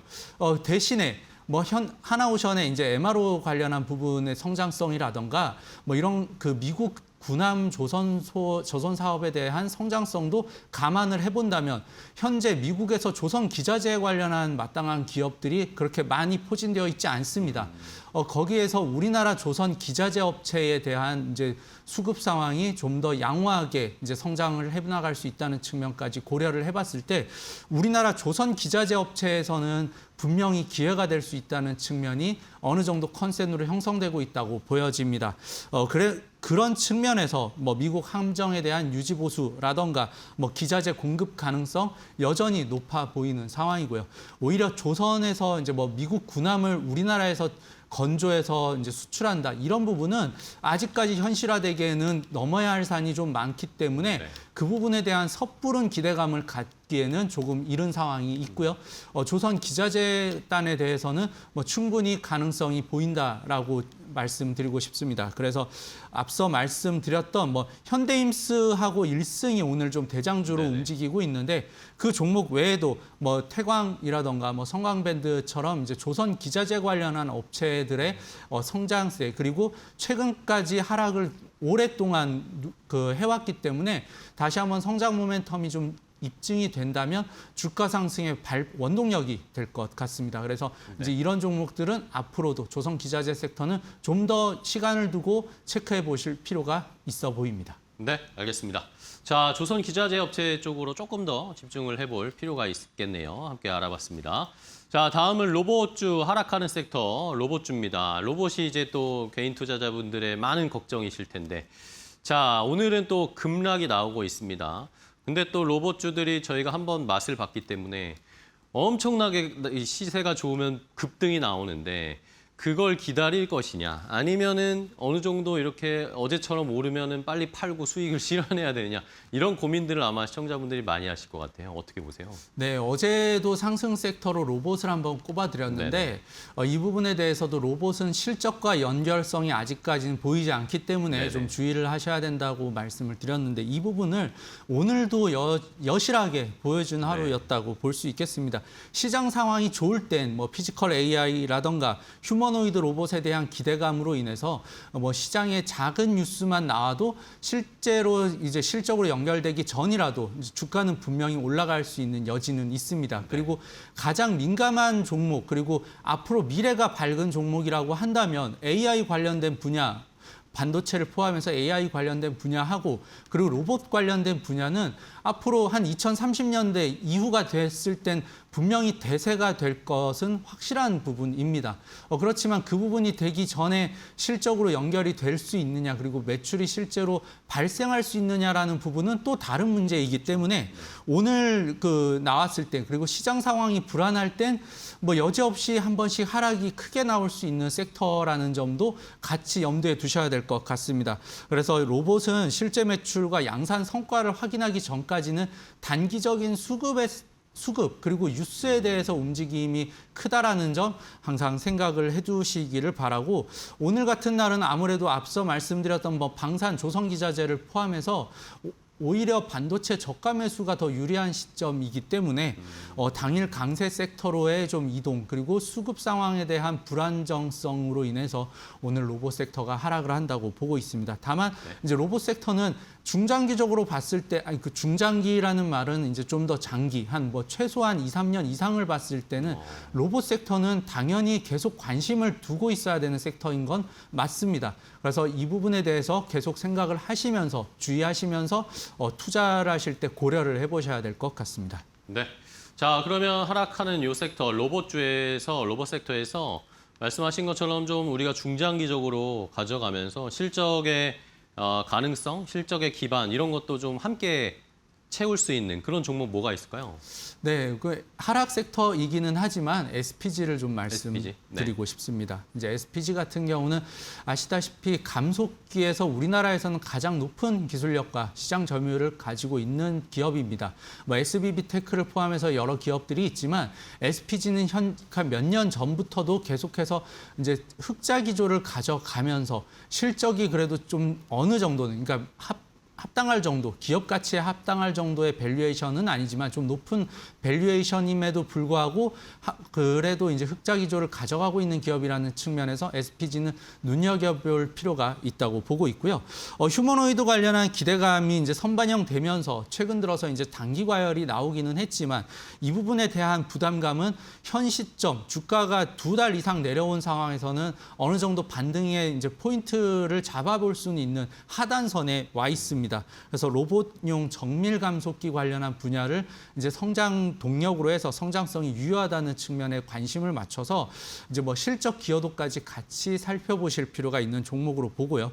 뭐 양산 성과와 더불어서 이제 뭐 삼성전자 그리고 현대차하고의 협력 관계도 계속해서 이어지고 있습니다. 뭐 삼성전자도 뭐 레인보우 로보틱스라는 로봇에 대해서 투자한 기업이 있고 현대차도 보스턴 다이나믹스라는 자회사가 있지만 협력 관계에 대해서 SPG의 로봇용 정밀 감속기도 분명 필요한 부품 분야이기 때문에 이 부분에 대해서 이제 협력 관계에서 더 넓어져서 이제 매출로 이어지는 부분까지 확인해 보시면서 투자에 활용해 보실 필요가 있어 보인다고 말씀드리겠습니다. 네, 알겠습니다. 자, SPG까지 자세하게 분석을 해보고 앞으로의 전망 알아봤습니다. 오늘 섹터 대 섹터 함께 분석해봤는데요. 보넥스트 투자자문 나현진 대표와 함께했습니다. 대표님 오늘 좋은 분석 감사하고 다음 주에 또 뵙겠습니다. 고맙습니다. 네.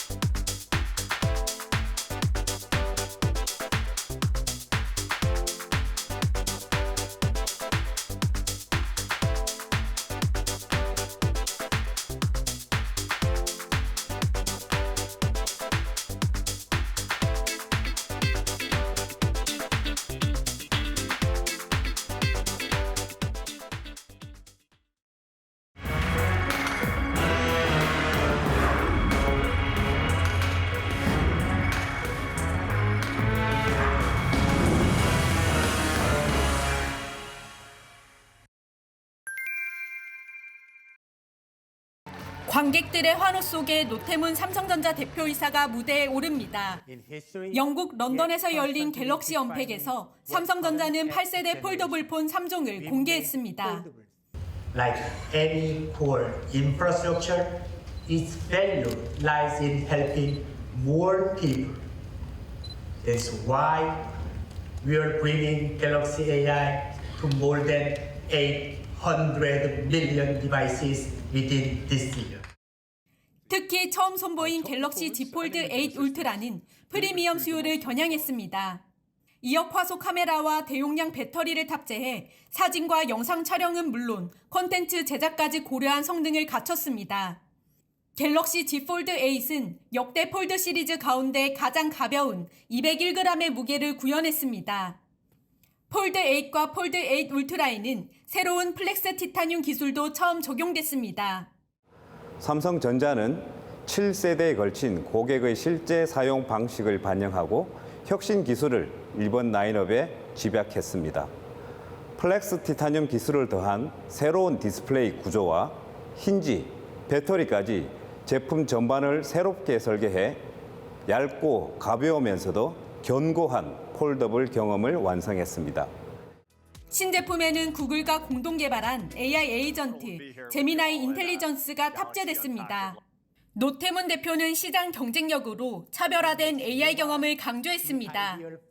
서드파티 앱들이 잘 적용이 될 수 있도록 앱 정합성을 맞추고 또 앞으로 발전되는 모바일 AI의 발전에 미리미리 준비하게 만들 건가가 굉장히 중요한데 이런 부분이 어떤 회사보다 삼성전자 갤럭시가 가장 앞서 있다고 생각하고 이번 언팩에서는 삼성전자의 첫 AI 안경인 스마트 글래스도 공개됐습니다. 사용자가 보는 사물과 주변 환경을 실시간으로 분석해 AI가 필요한 정보를 제공하는 것이 핵심입니다. 신제품들은 오는 28일부터 국내 사전 판매를 시작하고 다음 달 7일부터 한국을 비롯한 글로벌 시장에 순차 출시됩니다. 이데일리 TV 이지은입니다.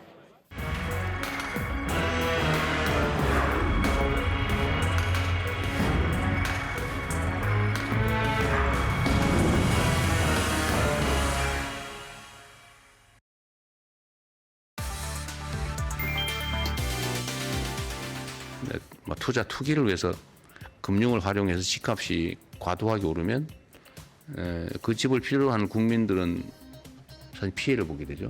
23일 열린 부동산 정책 국민 대토론회에서 앞으로 나올 정부 부동산 대책의 방향이 공개됐다. 반드시 알아야 할 핵심 3가지를 알기 쉽게 정리한다. 첫째, 이른바 똘똘한 한 채에도 세금을 더 매기는 방안이 검토된다. 정부는 주택수만 따지는 현행 세금 제도가 오히려 고가 1주택 투자를 부추겼다고 판단했다. 앞으로는 집이 한 채라도 가격이 지나치게 높거나 실제 거주하지 않는 투자용이라면 보유세 부담을 높이겠다는 것이다. 반면 실제 거주하는 1주택자는 보호한다는 방침이다. 둘째, 공급은 3기 신도시를 중심으로 속도를 높인다. 현재 신도시 착공까지 약 60개월이 걸리는데 이를 절반 수준으로 단축하는 방안이 검토된다. 중산층도 선택할 수 있는 고품질 공공임대주택도 확대할 계획이다. 다만 재건축과 재개발이 실제 주택 공급을 얼마나 늘릴 수 있는지에 대해서는 신중한 입장을 보였다. 셋째, 전세대출은 실수요자 중심으로 바뀐다. 정부는 과도한 전세대출이 전셋값과 아파트 가격을 끌어올렸다고 보고 있다. 일반 전세대출은 조의돼 청년과 신혼부부, 생애 최초 수요자와 서민층은 선별적으로 지원한다는 구상이다. 결국 이번 토론회의 결론은 분명하다. 실거주자는 보호하고 고가주택과 투기성 수요에는 더 많은 부담을 지우겠다는 것이다. 구체적인 세율과 대출 규제 기준은 앞으로 발표될 부동산 종합대책에서 확정될 전망이다.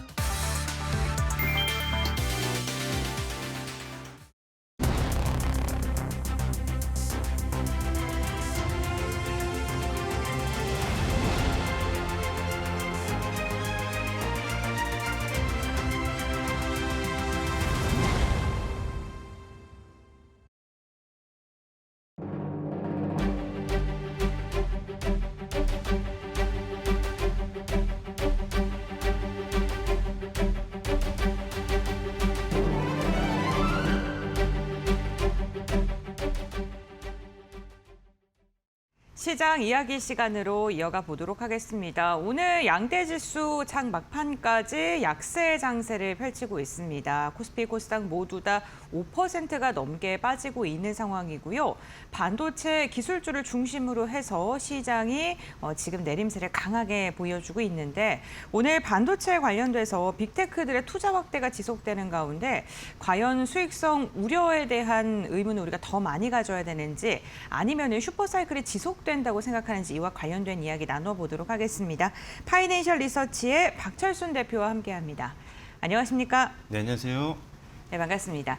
알파벳에 이어서 인텔도 실적을 발표했습니다. 우선 AI 관련된 기업들 어닝 서프라이즈를 지금 지속적으로 내놓고 있긴 한데 인텔 같은 경우에는 시간 외에서 좀 급등을 하는 모습이 나타났습니다. 우리가 어떤 부분을 주목하면 좋을까요? 네, 일단은 인텔 이야기 말씀드리기 전에 오늘 사실 주가가 굉장히 많이 밀리고 있는 상황인데요. 맞아요. 저는 약간 제한적인 하락이 좀 나오지 않을까 일단은 생각을 하고 있습니다. 일단은 지정학적 리스크가 다시 계속 장기화되다 보니까 유가라든지 아니면은 국채 금리라든지 이런 것들이 올라가면서 전반적으로 주식국들이 좀 빠지고 있는 상황이긴 한데 제가 봤을 때는 이런 부분들 때문에 이 매크로 지수가 굉장히 급격하게 악화되고 있는 건 아니거든요.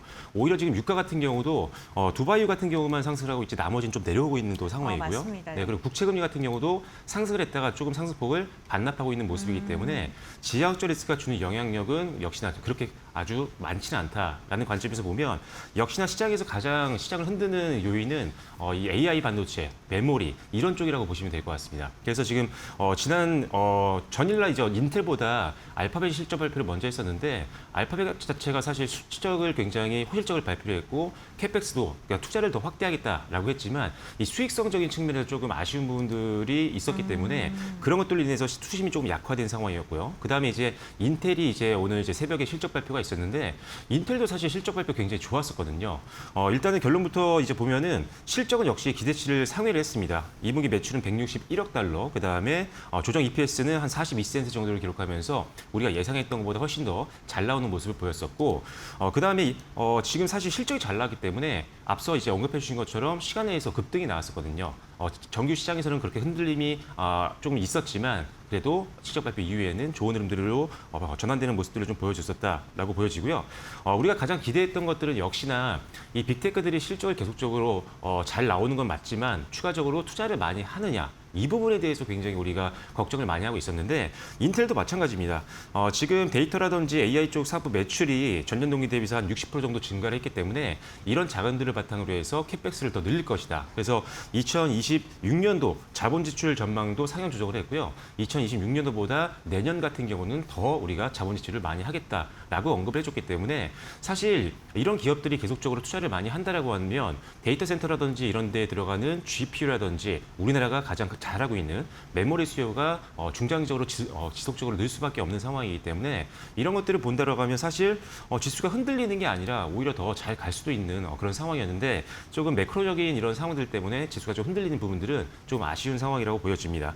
일단은 지금 국내 증시 같은 경우는 빅테크들이 이제 알파벳을 실적으로 필두로 해서 이제 인텔까지도 캐펙스 확대가 확인이 됐기 때문에 이제는 다음 주에 있을 만한 이제 뭐 MS라든지 아니면은 아마존이라든지 이런 기업들의 캐펙스 확대만 확인이 된다라고 한다면 제가 보기에는 빅테크 실적이 마무리되는 7월 이후부터 8월부터는 저점을 찍고 반도체를 중심으로 해서 반등 흐름을 충분히 기대해 볼 수 있을 거라고 생각하고 있습니다.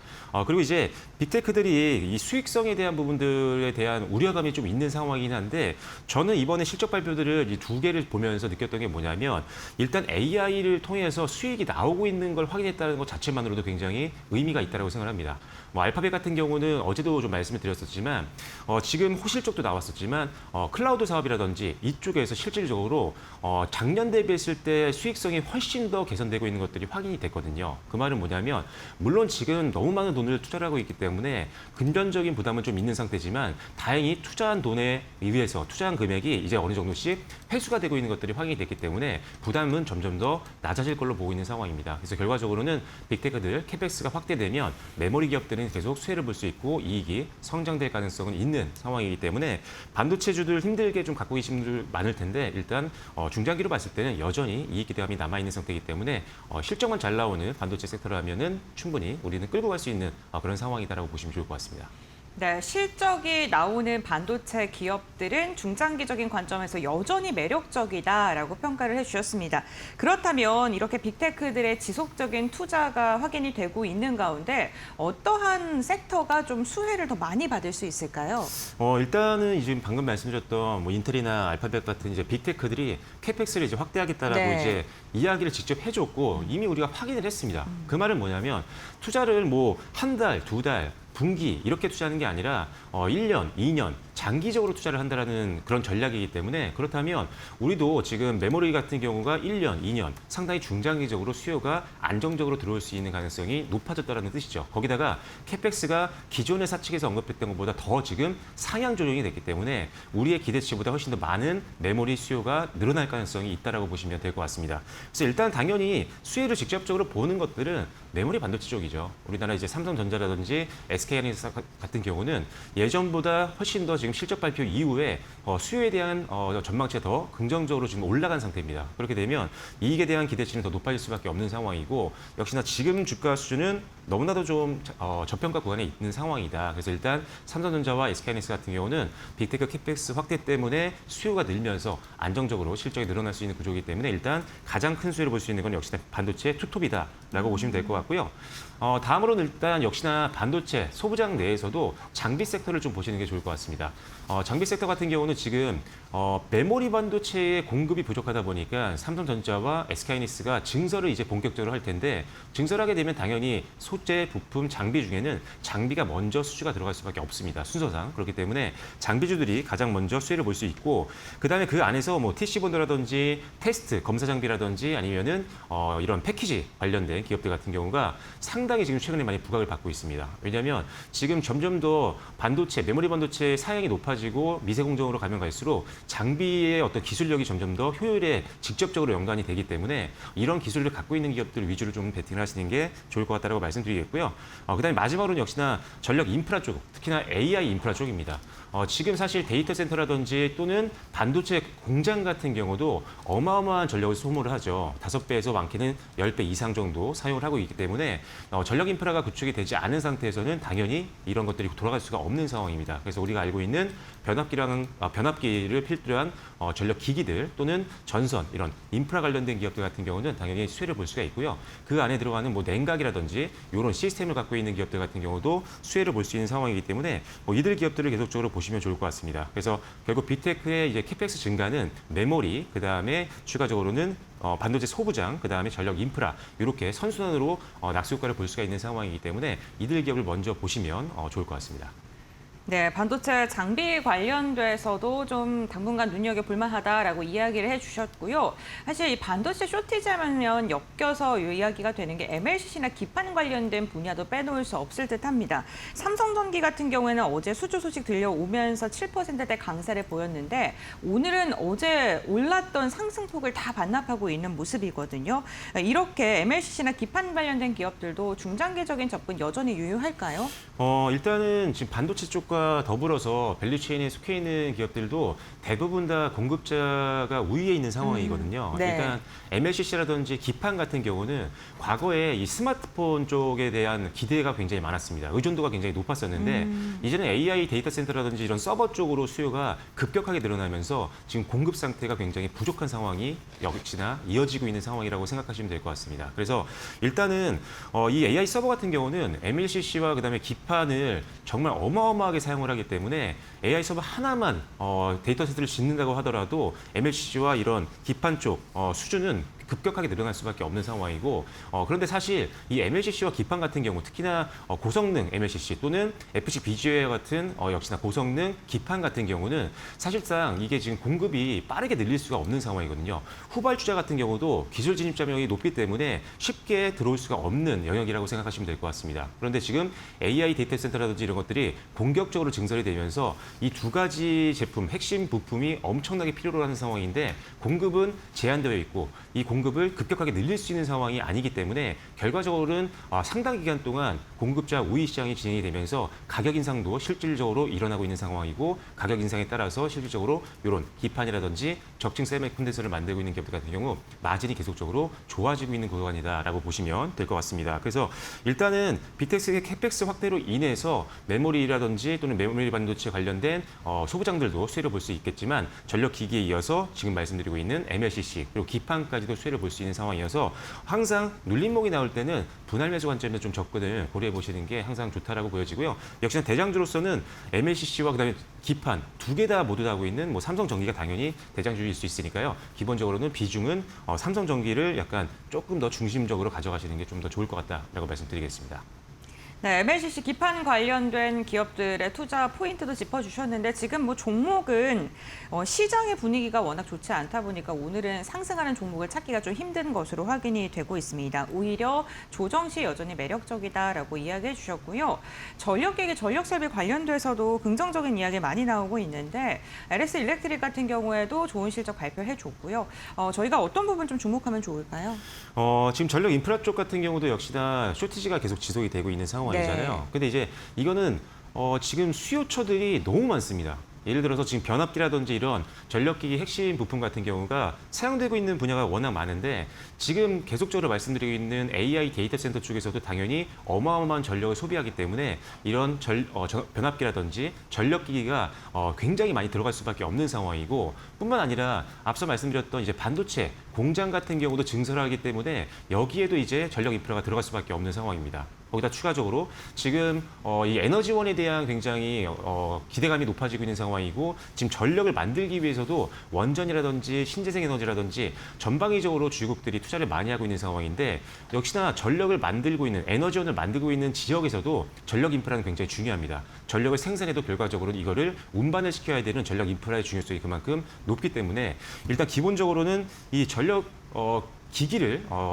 필요로 하는 지역이 굉장히 많이 다변화가 되고 있다는 거죠. 거기에 추가적으로 유럽이라든지 미국 같은 경우는 노후화된 전략망이 굉장히 많습니다. 특히나 한 30년에서 50년 정도 된 지금 바로 교체를 해야 되는 전략망들이 굉장히 많기 때문에 이런 수요까지 함께 동시다발적으로 나오다 보니까 특히나 변압기를 중심으로 해서 쇼티지가 계속 지속이 되고 있는 상황이고 지금 물건이 없어서 못 파는 상황이거든요. 그래서 미국 같은 경우도 사실 관세에 대한 어떤 우려감이 최근에 많이 부각이 되고 있는 상황인데 이미 예전에 관세에 문제가 있을 때도 우리나라 변압기 기업들, 뭐 LS 일렉트릭이라든지 현대 일렉트릭, 그다음에 효성중공업, 뭐 산일전기 이런 기업들 같은 경우는 이미 관세를 판매 가격에 전가를 했습니다. 계약서로 이미 소명을 하고 관세에 전혀 무관하게 일을 해왔기 때문에 그만큼 지금 전력기기 섹터가 공급자 우위 시장이 지속이 되고 있기 때문에 실적에 대한 부담도 별로 없고요. 관세 충격에도 자유로울 수 있기 때문에 현 시점에서는 굉장히 우리가 무난하게 베팅하기 상당히 좋다. 그리고 반도체 쪽으로 쏠림이 생겼을 때 실질적으로 전력기기 쪽도 소외를 많이 받았었거든요. 그런데 이제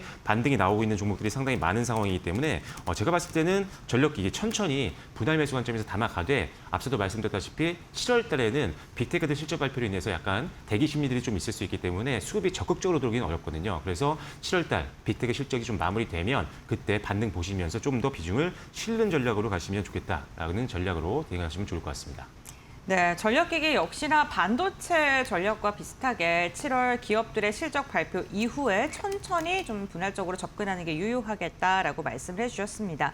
MLCC, 기판, 전력기기 그리고 반도체까지 빅테크들의 투자로 인해서 수혜를 받을 수 있는 섹터들 정리를 해봤는데요. 그렇다면 이 여러 가지 섹터 가운데 우리가 좀 눈여겨보면 좋을 종목이 있다면 어떤 게 있을까요? 지금 제가 봤을 때는 사실 이 반도체 섹터들은 계속 봐야 된다고 생각하는데 네. 반도체 섹터 중에서도 최근에 급등이 나왔던 종목들 같은 경우는 오늘처럼 시장이 흔들릴 때 지금 올랐던 것만 낙폭을 보이는 게 아니라 오히려 그 밑으로 내려가는 경우도 상당히 많습니다. 그래서 오히려 바닥권에서 지금 올라가고 있는 종목들 아니면 바닥권에서 지금 대기를 하고 있는 종목들 중에서 실적 전망치는 확실하게 작년 대비했을 때 급격하게 올라가는 종목군들을 공략하는 게 좋다라는 판단인데 그래서 오늘 가지고 있는 종목은요. DI라는 종목입니다. 사실 오늘 장 초반에 갭상승 출발해서 상당히 좋은 출발을 했었는데 시장이 좀 받쳐주지 못한 게 좀 아쉬웠던 종목이어서 일단은 지금 다시 원점까지 돌아온 상황이기 때문에 이제 오히려 더 저렴한 가격에 매수할 수 있는 기회라는 판단입니다. DI는 테스트 장비 관련된 기업인데 앞서서도 제가 반도체 섹터 말씀드릴 때 테스트 장비 쪽에 대한 기대치가 굉장히 높아진다고 말씀드렸습니다. 점점 더 미세화 공정으로 가면 갈수록 이 검사 장비에 대한 중요성이 높아지고 있는 상황이기 때문에 그런 관점에서 DI를 말씀을 드리는 거고요. 이 회사 같은 경우는 일단 우리나라 주요 메모리 반도체 2개사죠. 삼성전자와 SK하이닉스를 모두 다 고객사로 확보를 하고 있고 여기에 지금 시장 점유율이 한 80% 정도 됩니다. 이 회사가 하고 있는 주력 사업 같은 경우 시장 점유율이 80%이기 때문에 독점적인 지위를 갖고 있는 상황이다라고 보시면 될 것 같고 특히나 이제 HBM용 검사 장비 쪽에 대한 수주가 본격적으로 들어오면서 실적도 본격적으로 급성장하는 구간에 지금 들어선 상태입니다. 그래서 올해부터 실적의 어떤 성장률이 작년보다는 훨씬 더 높아지는 구간이기 때문에 이익 성장 초반 구간에서 그것도 주가도 많이 조정을 받은 상태라면 훨씬 더 싸게 매력적으로 우리가 접근해 볼 수 있는 구간이라고 보시면 될 것 같습니다. 일단 지금 실적 같은 경우를 좀 말씀을 드려보면은 일단 2026년도 같은 경우 HBM4 테스트 장비가 본격적으로 이제 납품이 되기 시작하면서부터 수익성이 극도로 높아지고 있는 구간인데 2분기 같은 경우는 분기 기준으로는 최대 실적이 예상이 됩니다. 영업이익이 전년 동기 대비해서 한 170% 정도 늘 걸로 보고 있고요. 2026년도 2분기도 좋지만 전체적으로 봤을 때도 영업이익 기준으로 봤을 때 작년 대비했을 때 영업이익이 160% 이상 급증할 것으로 예상하고 있는 상황이기 때문에 실적 전망치가 상당히 좋고 그리고 실적 시즌에도 상당히 적합한 종목이 DI라고 보시면 될 것 같습니다. 실적 기대감은 상당히 높은데 주가는 조정받은 이후에 반등 초입 구간이니까요. 분할 매수 관점에서 접근하시고 전체 비중이 아니라 8월 때 들어갔을 때 7월 달에 주요 이벤트가 끝나고 나서 전체 비중을 좀 실는 전략으로 분할로 담아보시면 좋을 것 같습니다. 목표가는요. 한 25,000원 정도 1차 목표가를 보시면 좋을 것 같고요. 손절 라인 같은 경우는 18,000원 정도로 전 저점을 보시면 좋을 것 같습니다. 네, 알겠습니다. 오늘 박철순 대표와 함께 빅테크들의 투자가 지속되는 가운데 반도체 관련 산업에 대한 엇갈린 시각들 이와 관련된 이야기 나눠봤고요. 대표님께서는 여전히 긍정적이고 중장기적인 관점에서 유효하다라고 이야기해 주셨으니까 이 부분 참고해 보시면 좋겠습니다. 오늘 말씀 여기까지 나누겠습니다. 고맙습니다.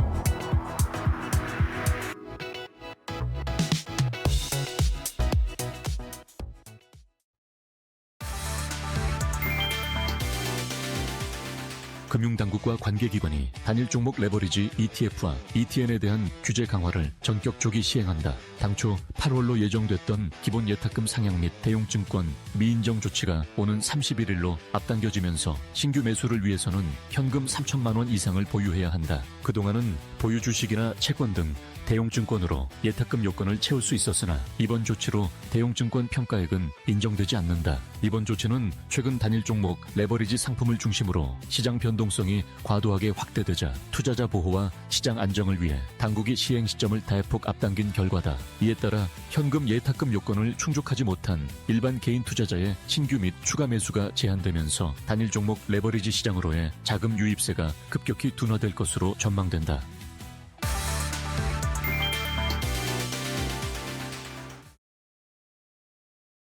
라스트 찬스 시간으로 이어가 보도록 하겠습니다. 국내 증시 동시호가 상황으로 들어간 상황입니다. 오늘 시장이 심한 하락을 맞이한 상황인데 오늘장 정리해보고요. 다음 주 시장에 대한 전략까지 한번 알아보도록 하겠습니다. 독립리서치 P&J의 손창현 팀장과 함께합니다. 안녕하십니까? 네, 안녕하십니까? 네. 이번 주 시장 참 어지럽습니다. 오늘은 또 하방으로 크게 맞는 모습이 나타나고 있는데 오늘장 어떤 부분 주목하셨을까요? 아무래도 이제 매크로 변수가 다시 좀 부각이 되는 것 같습니다. 이란 전쟁이 쉽게 이제 꺼지는 기미가 전혀 보이지 않는 것 같아요. 어떻게 보면 유가 상승이 계속 이어지면서 이 미국의 10년물 국채 금리, 2년물 국채 금리가 상승을 하기 시작을 했고요. 다시 이제 금리 인상 이야기가 스멀스멀 좀 올라오고 있는 상태인 것 같습니다. 그러면서 이제 뭐 하이퍼 스케일러들이 추가적으로 이제 상당히 좀 많은 회사채를 발행을 한 상태잖아요. 그렇기 때문에 금리 인상으로 인해서 추가적인 이런 투자를 할 수 있을 것인지에 대한 시장에서의 의문이 좀 나오고 있는 것 같고요. 그런 점에서 오늘 상대적으로 많이 하락을 했다. 하지만 이제 알파벳도 그랬고 오늘 인텔도 그랬고요. 자본 지출 투자에 대한 방향성은 계속적으로 진행을 한다라는 뜻으로 해석을 할 수가 있기 때문에 좀 나름 그래도 기대를 할 수 있는 부분들이 없지 않아 있다라고 봐야 될 것 같고, 그리고 이제 뭐 다음 주 이제 FOMC가 있습니다. FOMC에서 어떠한 이제 금리 인상을 결정을 할지에 대한 이 이야기가 나올 텐데 당연히 이제 동결을 할 가능성이 높을 것 같아요. 하지만 9월이나 연말로 갈수록 금리 인상에 대한 가능성도 열어두고 뭐 이야기를 할 가능성이 높기 때문에 캐비넛이 의장에 대한 이야기가 어떤 식으로 좀 나오는지를 확인을 해봐야 될 것 같고요. 당연히 이제 그 트럼프 대통령의 중간 선거가 11월 정도에 남아 있기 때문에 쉽게 금리를 인상을 하지 못할 가능성이 높습니다. 그런 점에서도 관심을 좀 가지실 필요가 있다라고 좀 보고 있어서 일단 첫 번째는 이제 매크로 변수가 다시 부각이 됐다라는 점이 우려스럽게 작용이 되면서 하락을 했고, 그리고 원래는 이번 주에 뭐 삼성전자와 SK 하이닉스가 저점을 어느 정도 찍어주고 상승을 하다 보니까 이 흐름이 고스란히 코스닥 시장까지 전개가 되면서 시장에 대한 하락이 좀 진정을 하는 모습을 보였어요. 하지만 오늘 삼성전자와 SK 하이닉스가 동반적으로 하락을 하면서 하락도 뭐 그렇게 약하게 하는 게 아니라 뭐 7% 이상씩 하락을 하고 있다라는 점은 시장 자체를 억누르는 그런 모습을 하고 있다. 그런 점에서 뭐 이 종목들이 진정을 하지 못하다 보니까 전반적으로 코스닥 시장까지 하락세가 좀 커지면서 일단 추가적인 하락이 좀 이어지고 있다라고 보고 있습니다. 하지만 7월 중순 이후에 외국인 투자자들에 대한 수급이 삼성전자와 SK 하이닉스로 집중이 되고 있다라는 점도 오늘 외국인들이 팔고 있는 부분들로 볼 수가 있지만 7월 중순부터의 외국인 누적 매수는 계속적으로 증가가 되고 있다라는 점을 기대를 해볼 수 있을 것 같습니다. 그래서 뭐 역시나 뭐 이 하드웨어 쪽 관련된 반도체를 공급을 하는 기업들이 상당히 인텔로 봤을 때 실적이 좋았기 때문에 다음 주에 있을 SK 하이닉스에 대한 실적도 상대적으로 우월할 가능성이 높다라고 좀 보고 있고요. 다음 주에 이제 삼성전자가 컨퍼런스 콜을 진행을 합니다. 그런 점에서도 일단 뭐 기대감을 좀 가지셔야 될 필요가 있을 것 같다. 그리고 오늘 역시나 시장을 억누른 부분은 외국인과 기관이 동반 매도를 하면서 시장을 좀 억눌렀다라고 좀 볼 수 있을 것 같습니다. 그래서 외국인이 4조 4천억 이상 매도를 하고 있고 외국인 기관도 역시나 2조 정도 가까운 매도를 하면서 양시장 모두 매도를 하다 보니까 결국에는 시장 자체가 좀 떨어지는 모습을 보였다. 하지만 추가적인 저점을 만들지는 않은 것 같아요. 그래서 코스닥 시장은 한 730 이상 50 정도 선에서는 양호하게 좀 지지를 할 가능성이 높을 것 같고, 그리고 이제 유가증권 시장 코스피도 추가적인 저점을 만들지는 않았습니다. 한 6,600포인트 내외에서는 추가 하방 경직을 좀 만든다라고 했을 때는 어떻게 보면 이 시점을 기점으로 다음 주에 상승이 나오면 쌍바닥 흐름으로 기술적 흐름이 전개되는 거거든요. 그렇기 때문에 긍정적으로 이 흐름이 이어질 가능성이 높다. 추가적인 저점을 만들지 않았다는 점은 상승으로 만들 수도 있는 흐름이기 때문에 제가 봤을 때는 오늘 시장 조정이지만 그래도 잘 버텼다라고 말씀을 드려야 될 것 같습니다. 네, 알겠습니다. 오늘 국내 증시 시장이 크게 하락을 맞이했지만 그래도 이번 주 내내는 잘 버텨줬다라고 말씀해 주셨는데요. 유가증권 시장 현재 구간 5%가량의 하락, 코스닥도 5%가량 동시호가 상황 속에서 지금 조정을 받고 있는 듯한 모습입니다. 외국인과 기관의 쌍끌이 매도세가 양대 시장에서 나오고 있고요. 외국인이 선물 시장에서도 매도하고 있다는 것은 조금 부담스럽게 작용을 하고 있는 듯합니다. 네, 오늘 우리 시장 마감하겠습니다.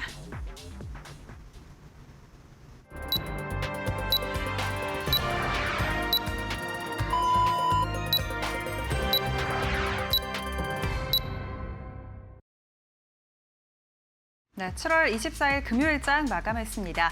오늘 우리 시장 아쉽게 낙폭을 키우면서 마감했습니다. 장중에 매도 사이드카가 또 발동되기도 했는데요. 삼성전자와 SK하이닉스의 급락이 이를 이끌었습니다. 오늘은 아쉽게 외국인의 순매도까지 나오면서 지난 3거래일 연속 순매수를 외국인이 끝내는 듯한 모습을 보였는데요. 트레이딩뷰를 통해서 업종별 흐름도 함께 체크해 보도록 하겠습니다. 간밤 뉴욕 시장에서 기술주의 급락이 나타나면서 오늘 우리 시장에 부담을 줬습니다. 알파벳이 실적을 발표했는데 호실적을 발표했습니다만 잉여 현금 자금이 좀 줄어들었다라는 점에 초점을 맞추면서 기술주가 급락했는데요. 다만 인텔 같은 경우에는 실적을 발표했는데 호실적 발표했고 빅테크 투자 규모 확대가 또 증명이 됐지만 시간의 거래에서 마이크론 등의 주가는 올랐지만 오늘 우리 시장이 이러한 호재성 소식보다는 M7의 하락에 조금 더 초점을 맞췄다라는 점이 확인됩니다. 삼성전자 7.4% 하락으로 마감했고요. SK하이닉스는 8% 넘게 급락했습니다. 어제 상승을 모두 내려놨다라는 점이 눈에 띄는데 SK하이닉스 같은 경우에는 190만 원 선까지 내려놓으면서 마감했습니다. 마찬가지로 MLCC 관련된 종목들도 일제히 하락했습니다. 어제 3천억 규모의 공급 계약 소식 밝히면서 삼성전기가 올랐었는데 오늘은 8% 급락했고요. LG이노텍도 7.95% 빠지면서 MLCC 관련주들까지 함께 눌렸습니다. AI 관련된 섹터가 일제히 눌리면서 오늘은 전반적으로 시장의 부담을 많이 가져갔는데 삼성전자와 SK하이닉스 관련된 종목들, AI 데이터 센터 인프라 관련된 종목들까지 함께 눌렸습니다. 특히 어제 호실적 발표하면서 LS 일렉트릭이 두 자릿수 급등세로 마감을 했었는데 오늘은 9% 넘게 급락했고요. 효성중공업도 6%, HD 현대 일렉트릭도 6% 하락 마감하면서 전력설비 3사까지 함께 밀렸습니다. AI 데이터 센터 관련된 종목이 오늘 일제히 눌린 가운데 그래도 시장에서 선방했던 건 제약 업종이었습니다. 제약, 의약품 업종이 대부분 빨간불 켜면서 마감했다라는 점이 특징적이었는데요. 삼성 바이오로직스가 호실적 발표했습니다. 상반기에만 매출이 1조 원을 넘어섰다라는 실적 나온 가운데 셀트리온과 합쳐서 연내 5조 원가량의 매출을 기록할 수 있을 것이다라는 기대감이 나타났고요. 셀트리온 같은 경우에는 유럽에 자가 면역 질환 관련된 치료제를 허가를 또 신청했다라는 호재성 소식까지 붙으면서 오늘 각각 10%, 3% 상승으로 마감했습니다. 그리고 오늘 해운주들도 좋았습니다. 정유주까지 견조한 모습을 보였는데 아무래도 국제유가가 계속해서 상승 탄력을 붙고 있기 때문입니다. 브렌트유 100달러 선 넘어섰고요. 이에 따라 HMM 3%, 현대 글로비스도 1%가량 오르며 해운주가 상승으로 마감했습니다. 코스닥도 열어보도록 하겠습니다. 오늘 코스닥 시장은 마찬가지입니다. 기술주들이 급락했고요. 특히 피지컬 AI 로봇주들이 그간 상승을 모두 내려놓는 듯한 모습을 보였는데 레인보우 로보틱스가 17% 넘게 하락했고 로보티즈도 11% 넘게 빠졌습니다. 로봇주들의 급락이 나타났다라는 점도 확인됐고요. 반도체 소부장도 전반적으로 쉬어갔습니다. 그리고 코스피 시장에서는 제약바이오 업종의 투심이 긍정적이었지만 코스닥에서는 그다지 좋지는 않았습니다. 알테오젠이 2% 가까이 하락으로 마감 지었고요. ABL바이오 2% 하락, 삼천당제약도 10% 넘게 밀렸습니다. HLB 같은 경우에는 이 신약에 대한 동안 FDA 허가 모멘텀 붙으면서 오늘 시장에서 주목을 받았었지만 장 후반으로 갈수록 주목을 내려놓으면서 장중에 17% 넘게 급등하기도 했었는데 4% 가까운 상승으로 마감을 지었습니다. 대부분 오늘 하락하면서 에코프로 그룹주도 7% 넘게 급락으로 마감했습니다. 이렇게 종목별 마감 상황 살펴봤는데요. 그렇다면 지수 마감은 어떻게 됐는지 고은별 앵커가 자세하게 전해드리도록 하겠습니다. 네, 오늘 지수 상황 확인해 보도록 하겠습니다. 국내 지수, 양대 지수 결국에는 일제히 5% 이상의 하락을 보이면서 마무리를 했습니다. 오늘 주 후반 굉장히 아쉬운 시장의 흐름이 눈에 띄었는데요. 유가증권 시장은 결국에는 6,700포인트 내어준 채 6,690선에서 종가를 체결했고요. 코스닥 같은 경우에도 750선을 사수하지는 못한 채 마무리가 됐습니다. 이번 주 내내 시장은 변동성이 극심했습니다. 매수와 매도 사이드카가 매일 발동이 됐는데요. 유가증권 시장의 일중 흐름 보면서 함께 확인해 보겠습니다. 오늘 우리 시장 오전장이 가장 좋았습니다. 7,000선으로 시작을 했습니다만 결국에는 주 시간이 흐를수록 상승폭을 반납하면서 5%가 넘는 급락세를 보였고요. 11시 20분쯤에는 매도 사이드카가 발동되기도 했었죠. 결국에는 장중 저점 부근에서 종가를 체결했고요. 406포인트가량이 빠진 6,690선에서 마감을 했습니다. 코스닥도 비슷한 흐름이 나왔습니다. 코스닥 역시나 11시 한 40분 부근에 매도 사이드카가 발동됐고요. 개장 직후에 포인트가 가장 좋았고 장중 저점 부근에서 종가를 체결했습니다. 5.3%가량 빠지면서 748포인트에 오늘 장을 마무리했습니다. 수급 상황은 어떻게 흘러갔을까요? 유가증권 시장 오늘 외국인이 5거래일 만에 매도 우위를 보였다는 게 다소 아쉬운데요. 시장의 변동성이 나타나더라도 외국인 이번 주 들어서 꾸준하게 매수를 해줬었는데 오늘은 지정학적 리스크가 크게 영향을 미친 듯합니다. 외국인 3조 2천억 원가량의 물량 던졌고요. 기관도 2조 가까운 물량을 토해내면서 개인만 매수를 하는 상황이었고요. 메이저 수급의 압박으로 인해서 하방 압력을 크게 받았습니다. 코스닥도 함께 보겠습니다. 코스닥도 오랜만에 외국인과 기관의 매수세가 들어오는 듯 했다가 오늘 하루 만에 또 매도로 전환했네요. 1,300억 원, 기관도 3,500억 원가량의 물량을 토해내면서 적은 거래량 속에서 변동성이 극심한 시장이 연출되고 있습니다. 그렇다면 외국인이 담아낸 종목들 함께 확인해 보겠습니다. 오늘 외국인은 시장의 불확실성이 확대가 되는 가운데 경기 방어주 성향이 강한 종목을 중심으로 매수를 했습니다. 삼성 바이오로직스, 셀트리온, 그리고 알테오젠과 같은 제약바이오 기업들 매수했고요. 코스피에서는 하나금융지주와 신한지주와 같은 은행, 금융 관련된 기업들, 금리 인상 시기에 수혜를 받을 수 있는 방어주 섹터를 좀 담아냈다는 게 특징적입니다. 코스닥에서는요, 최근에 조정을 깊게 받고 있는 반도체 장비단을 향해서 매수를 좀 선택을 했는데요. TS와 PSK 그리고 VM을 향한 매수가 특징적이었습니다. 다울투자증권은 VM에 대해서 반도체 기업 중에 최선호주다라고 이야기를 했었는데 외국인 역시나 선택했다는 점 참고해 보시죠. 삼성 바이오로직스의 오늘 흐름 보겠습니다. 삼성 바이오로직스가 2분기 괜찮은 실적 발표했고요. 5공장이 매출로 잡힌다면 앞으로의 실적 더 기대됩니다. 증권가에서 오늘 목표 주가와 관련된 리포트들 쏟아냈고 키움증권은 210만 원까지 제시했었는데요. 시장이 흔들리는 가운데서도 10% 넘게 상승하면서 150만 원 선 돌파하는 데 성공을 했습니다. 다음으로는 기관의 수급도 함께 보겠습니다. 기관 같은 경우에도 오늘 지정학적 리스크가 크게 영향을 미쳤다는 게 확연히 느껴집니다. 방산 관련된 기업들과 신재생 에너지 그리고 바이오 기업을 중심으로 매수를 선택을 했는데요. OCI홀딩스 같은 경우에 폴리실리콘이 대해서 29년까지 계약이 차 있는 상황이다라는 증권가의 분석 더해지면서 매수를 선택했고요. SK텔레콤을 향해서 최근 꾸준하게 매수하고 있습니다. 코스닥에서는 바이오주 담았는데 비만 치료제 그리고 미용과 관련된 기업들 담아냈고요. 하나머티리얼즈는 변동성 나오는 가운데서도 기관이 무려 8거래일째 매수하고 있습니다. 이러한 가운데 전일 상한가로 마감했던 SK이터닉스 함께 확인해 보겠습니다. 유가 상승으로 인해서 지금 신재생 에너지들의 분위기가 굉장히 좋죠. SK이터닉스 전일에는 상한가로 마감을 했었고요. 오늘은 좀 변동성 보여줍니다. 우리 시장이 흐르는 가운데 유가가 조금은 진정 국면에 들어갔다라는 소식이 전해지면서 상승폭을 조금 반납하는 모습도 확인이 됐었는데요. 기관이 무려 11거래일 연속 담아내고 있고요. 오늘 0.3% 상승한 89,000원 선에서 종가를 체결했습니다. 7월 들어서 55%의 주가 급등세가 나오고 있습니다. 이렇게 수급 상황 저희 함께 확인을 해봤고요. 그렇다면 오늘장 움직였던 파이널 포인트 세 가지 어떤 게 있는지 김윤주 아나운서가 전해드립니다. 네, 오늘 아쉽게 코스피가 7,000선을 내려놓으면서 마감했는데요. 파이널 포인트 3가지 짚어보도록 하겠습니다. 첫 번째 포인트 바로 열어보시죠. 오늘 매도 사이드카가 발동됐습니다. 양대 시장에 매도 사이드카가 발동됐다라는 점이 아쉬운데 어제 코스닥에 그래도 매수 사이드카가 발동됐다라는 점을 생각하면 오늘은 아쉬운 흐름을 보였습니다. 앞서서 미국 시장에서 기술주의 급락이 나타났고 어느 정도 영향을 받았습니다. M7 가운데 M7 기업들이 시총이 8천억 달러가량 증발했다라는 소식이 나왔는데요. 앞서 알파벳의 실적 발표에서 잉여 현금 자금 흐름이 좀 악화됐다라는 점에 초점을 맞추면서 시장이 급락했습니다. 특히 테슬라 같은 경우에는 15% 넘게 급락했고 알파벳의 주가도 6%가량 밀렸는데 이러한 영향받아서 오늘 우리 시장 기술주들이 하락하며 움직였습니다. 그래도 좀 긍정적인 점은요. 곡과 삽갱이 기업들이라고 하죠. 메모리 반도체 기업들 마이크론과 관련된 삼성전자, SK하이닉스 주가가 앞으로 우상향할 것이다라는 기대는 남아있는 상황인데요. 마이크론의 주가가 지금 시간의 거래에서 올라줬었기 때문입니다. 다음 주에 우리 시장 SK하이닉스의 실적 발표도 앞두고 있는 만큼 관련해서 매수세가 다음 주에 이어질 수 있을지는 일단 기대를 해보셔도 좋을 것 같습니다. 첫 번째 그리고 또 포인트 중에 하나가 한국에 대한 강제노동 관세가 부과됐었다라는 점입니다. 오늘 장 시작 전에 나온 소식이었는데요.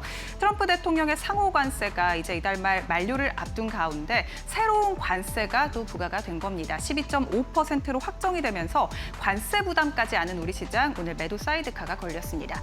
두 번째 포인트 열어보겠습니다. 두 번째 포인트는 유가입니다.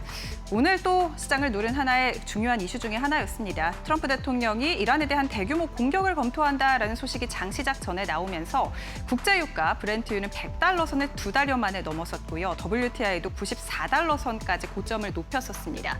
이렇게 국제유가가 급등하면서 최근 들어 시장에 부담을 주고 있는 상황인데 호르무즈와 홍해 그리고 흑해 등 이 3가지 통로가 모두 막힐 위험에 처해 있다라는 점도 국제유가 상승의 이유 중에 하나입니다. 전 세계 원유 공급의 4분의 1을 이 3가지 항해가 담당하고 있기 때문에 관련돼서 오늘 우리 시장에서 해운주 같은 경우에는 상승 탄력이 받았다라는 점까지 확인됩니다. 정유주들도 상승하면서 에너지 관련된 종목들 오늘도 어제에 이어서 주목을 받았습니다. 세 번째 함께 열어보겠습니다. 세 번째 포인트는 제약바이오입니다. 오늘 그래도 코스피 시장 안에서는 제약바이오가 견조한 흐름을 보였습니다. 경기 방어성 성격도 있고 관련해서 매출도 잘 나왔다라는 점이 매기세를 이끌었습니다.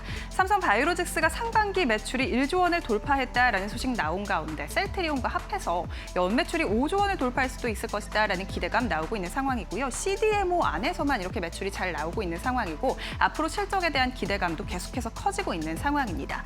더해서 개별적인 종목들의 호재성 소식도 제약바이오주의 투심을 개선시켰습니다. HLB 그룹이 앞서 항서제약과의 실사 이슈가 좀 해소됐다라는 소식에 시장의 주목을 받은 바 있었는데 오늘은 또 단간암 신약 관련된 호재성 소식이 들려왔습니다. 관련해서 좋은 소식이 지금 들려왔다라면서 9월에 FDA 허가 기대감이 높아진 상황이고요. HLB 그룹주들 장 초반 동반 강세를 보였습니다. 다만 장이 끝까지 갈수록 상승분을 좀 반납하면서 마무리했다라는 점은 아쉬웠습니다. 듀켄바이오 같은 경우에는 미국의 FDA 원료 의약품 등록 소식이 나왔고요. 이 소식의 상한가 유지하면서 마감됐다라는 점까지 확인됩니다. 오늘 그래도 제약바이오가 견조했다라는 점 특징이었습니다. 지금까지 파이널 포인트 짚어봤습니다. 네, 오늘 시장에 대한 정리까지 해봤는데요. 이번 주 참 변동성이 극심했던 하루였습니다. 이번 주 내내 사이드카가 발동이 됐는데 과연 이러한 변동성 장세가 다음 주까지 이어질지 좀 걱정하시는 분들도 많으실 것 같습니다. 팀장님께서는 다음 주 우리 시장 좀 어떻게 바라보실까요? 일단 오늘 저녁에 있을 이제 미국 시장에 대한 방향성이 중요한 그런 기로가 될 수도 있을 것 같습니다. 그래서 어제 많이 하락을 했었던 M7 관련된 종목들이 과연 오늘 반등을 할 수 있을지에 대한 여부를 확인해 보셔야 될 것 같고요. 그렇기 때문에 트럼프 대통령이 다시 전쟁 관련된 이야기를 하고 있지만 또 타코 관련돼서 어떠한 발언을 할 수 있을지도 살펴봐야 될 것 같습니다. 이렇게 얘기를 하다가 또 중지하겠다, 그리고 또 종전으로 하고 휴전하겠다, 이런 얘기가 나오면 시장은 상당히 또 안도를 하는 모습을 보이면서 상승으로 전개될 가능성이 높기 때문에 이 부분도 한번 눈여겨보셔야 될 것 같고요. 그리고 우리나라 이제 AI 빅테크 CEO 서밋이 샌프란시스코에서 열립니다. 삼성 이재용 회장, SK 최태원 회장, 그리고 젠슨 왕 엔비디아 뭐 회장이 미팅을 한다라고 생각을 하시면 될 것 같고요. 여기에 이제 뭐 엔트로픽이라든지 그리고 오픈 AI 그리고 네이버 이해진 의장도 참여를 한다라고 하고 있기 때문에 뭐 제가 봤을 때는 하드웨어 쪽 관련된 부분에서 이제 장기 공급 계약에 대한 LTA 이슈가 동반될 가능성이 높을 것 같고 플랫폼 기업들과의 만남을 가지고 있는 상황이기 때문에 결론적으로 어떤 또 투자를 하는지도 눈여겨봐야 될 것 같다. 여기에 뭐 데이터 센터라든지 피지컬 AI 관련된 이슈도 동반된다라고 하면 시장 자체는 좀 더 우호적으로 좀 연계될 수 있지 않을까 그렇게 좀 살펴봐야 될 것 같습니다.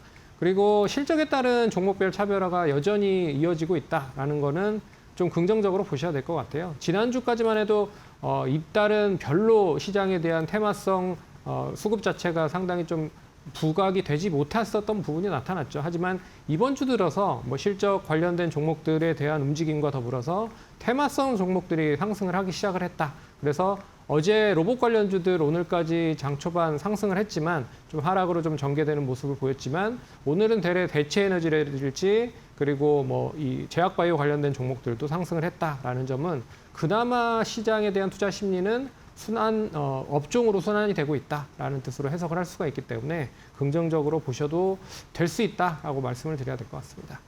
네, 알겠습니다. AI 빅테크 CEO 서밋이라던가 뭐 금리와 관련된 이야기, 실적까지 다음 주에도 정말 여러 가지 이벤트들이 함께 상존해 있는 만큼 이 부분 참고해 보시면 좋겠습니다. 다음 주에 종목 선정하기 참 어려우실 것 같긴 한데요. 네. 어떤 종목 주목하면 좋을까요? 저 오늘 한화엔진을 가져왔는데 뭐 앞에서 잠깐 얘기해드렸지만 대체 에너지 관련된 부분에서의 뭐 엔진, 발주, 네. 수주에 대한 기대감도 동반될 수 있다라고 좀 볼 수가 있을 것 같고요. 그래서 첫 번째 포인트는 그겁니다. HD 현대중공업이 이제 바르질라라고 하는 회사의 엔진, 데이터 센터 엔진향 관련돼서 수주를 받았기 때문에 동사도 이제 사행정 중속 엔진을 만드는 기업이거든요. 그렇기 때문에 단기보다 중장기적인 부분에서 이 데이터 센터 향 관련된 엔진 수주 발주가 진행이 될 수 있을 것이다라고 하는 게 가장 큰 메리트가 있다라고 좀 볼 수가 있을 것 같고요. 오늘 전반적으로 이제 에너지원 흔히 말하는 대체 에너지 쪽 관련된 종목들이 강했습니다. 태양광이라든지 그리고 이제 풍력, 원전, SOFC, 고체 산화물 연료 전지 뭐 이런 종목들이 상승을 했기 때문에 그런 점에서 한화엔진도 뭐 대체 에너지 쪽에 대한 에너지원에 대한 역할을 할 수 있다라는 게 첫 번째 포인트라고 볼 수가 있을 것 같고요. 두 번째는 이제 미국의 해군 재건 특수성이 계속 이어질 가능성이 높다라고 보고 있습니다. 이 그룹사죠. 한화오션이 필리조 선서를 가지고 있기 때문에 이 필리조 선서를 바탕으로 미국의 해군에 대한 재건 특수성이 동반된다라고 하면 내년도에 해군 예산만 90조가 넘는다고 합니다. 그런 점에서 이 발주에 대한 수주가 이어지면 한화엔진 쪽에서도 역시 엔진 수주에 대한 모멘텀 여전히 이어질 가능성이 높다라고 말씀을 드려야 될 것 같고요. 여기에 이제 친환경 선박에 대한 수주 모멘텀 역시나 확대가 되고 있고 이건 이제 국제회사 기구에서 2050년까지 무탄소 관련돼서 이제 관련 엔진을 만들겠다라는 이야기가 계속 나오고 있어서 시간이 가면 갈수록 계속 저탄소 관련된 엔진을 장착한 그런 조선 선박을 만들 수 있다라고 보고 있어서 수익성이 높은 그런 이제 친환경 선박에 대한 수주가 높아지면 역시나 엔진 발주에 대한 수주는 계속적으로 높아질 가능성이 높다. 그런 점에서 관심 있게 보시면 좋을 것 같다라고 말씀을 드릴 수 있을 것 같고요. 역시 이제 캐나다 잠수함 관련돼서 수주가 되지 않았기 때문에 한화그룹 전반적으로 하락을 했다. 하지만 실적은 2분기에도 상당히 좋다라고 보고 있고요. 그런 점에서 단기 낙폭에 대한 그런 실적 안배가 고스란히 제대로 이어진다라고 하면 단기적인 상승은 6만 원 선까지 상승 가능하다라고 볼 수가 있을 것 같아서 1차적인 목표가는 한 6만 원 제시를 한번 해보도록 하겠고요. 손절가는 4만 4천 원으로 짧게 좀 제시를 해보도록 하겠습니다. 네, 오늘 한화엔진을 언급을 해주셨습니다. 친환경 에너지가 부각받는 가운데 좀 주목해 볼만하다라고 이야기해 주셨고 데이터 센터라던가 미국과의 지금 협력이 공고해진다는 점 또한 주목해 볼만하다라고 이야기를 해주셨습니다. 다음 주 한화엔진의 추이 저희와 함께 지켜보시면 좋겠고요. 그렇다면 이번 주 참 변동성이 극심했는데 다음 주 시장을 한마디로 좀 저희가 예상해 본다면 어떻게 할 수 있을까요? 지금 제가 앞에서 잠깐 얘기를 해드렸지만 있지만 시장이 추가 하락만 하지 않는다라고 하면 쌍바닥으로 전환되면서 시장이 우상향으로 좀 전개될 수 있는 확률이 높다라고 보고 있는 시점입니다. 그래서 다음 주는 추가 하락만 하지 않는다면 좀 버텨보는 게 가장 크게 좀 답이 될 수 있지 않을까 그렇게 좀 생각을 해보도록 할게요. 그래서 어떻게 보면 단일 종목 레버리지 ETF에 대한 추가 완화 관련된 것도 7월 안에 좀 해결이 된다라고 얘기가 나오고 있어서 뭐 이런 부분들도 조속하게 좀 반영이 된다라고 하면 다음 주 미증시 상승과 더불어서 한번 쌍바닥에 대한 흐름으로 추세 전환에 대한 시점까지 만들 수 있다라고 보고 있어서 좀 기대를 해보자라고 말씀을 드려보도록 하겠습니다. 네, 알겠습니다. 오늘 팀장님과 다음 주장 전략까지 알아봤고요. 오늘 말씀 여기까지 듣겠습니다. 고맙습니다. 네.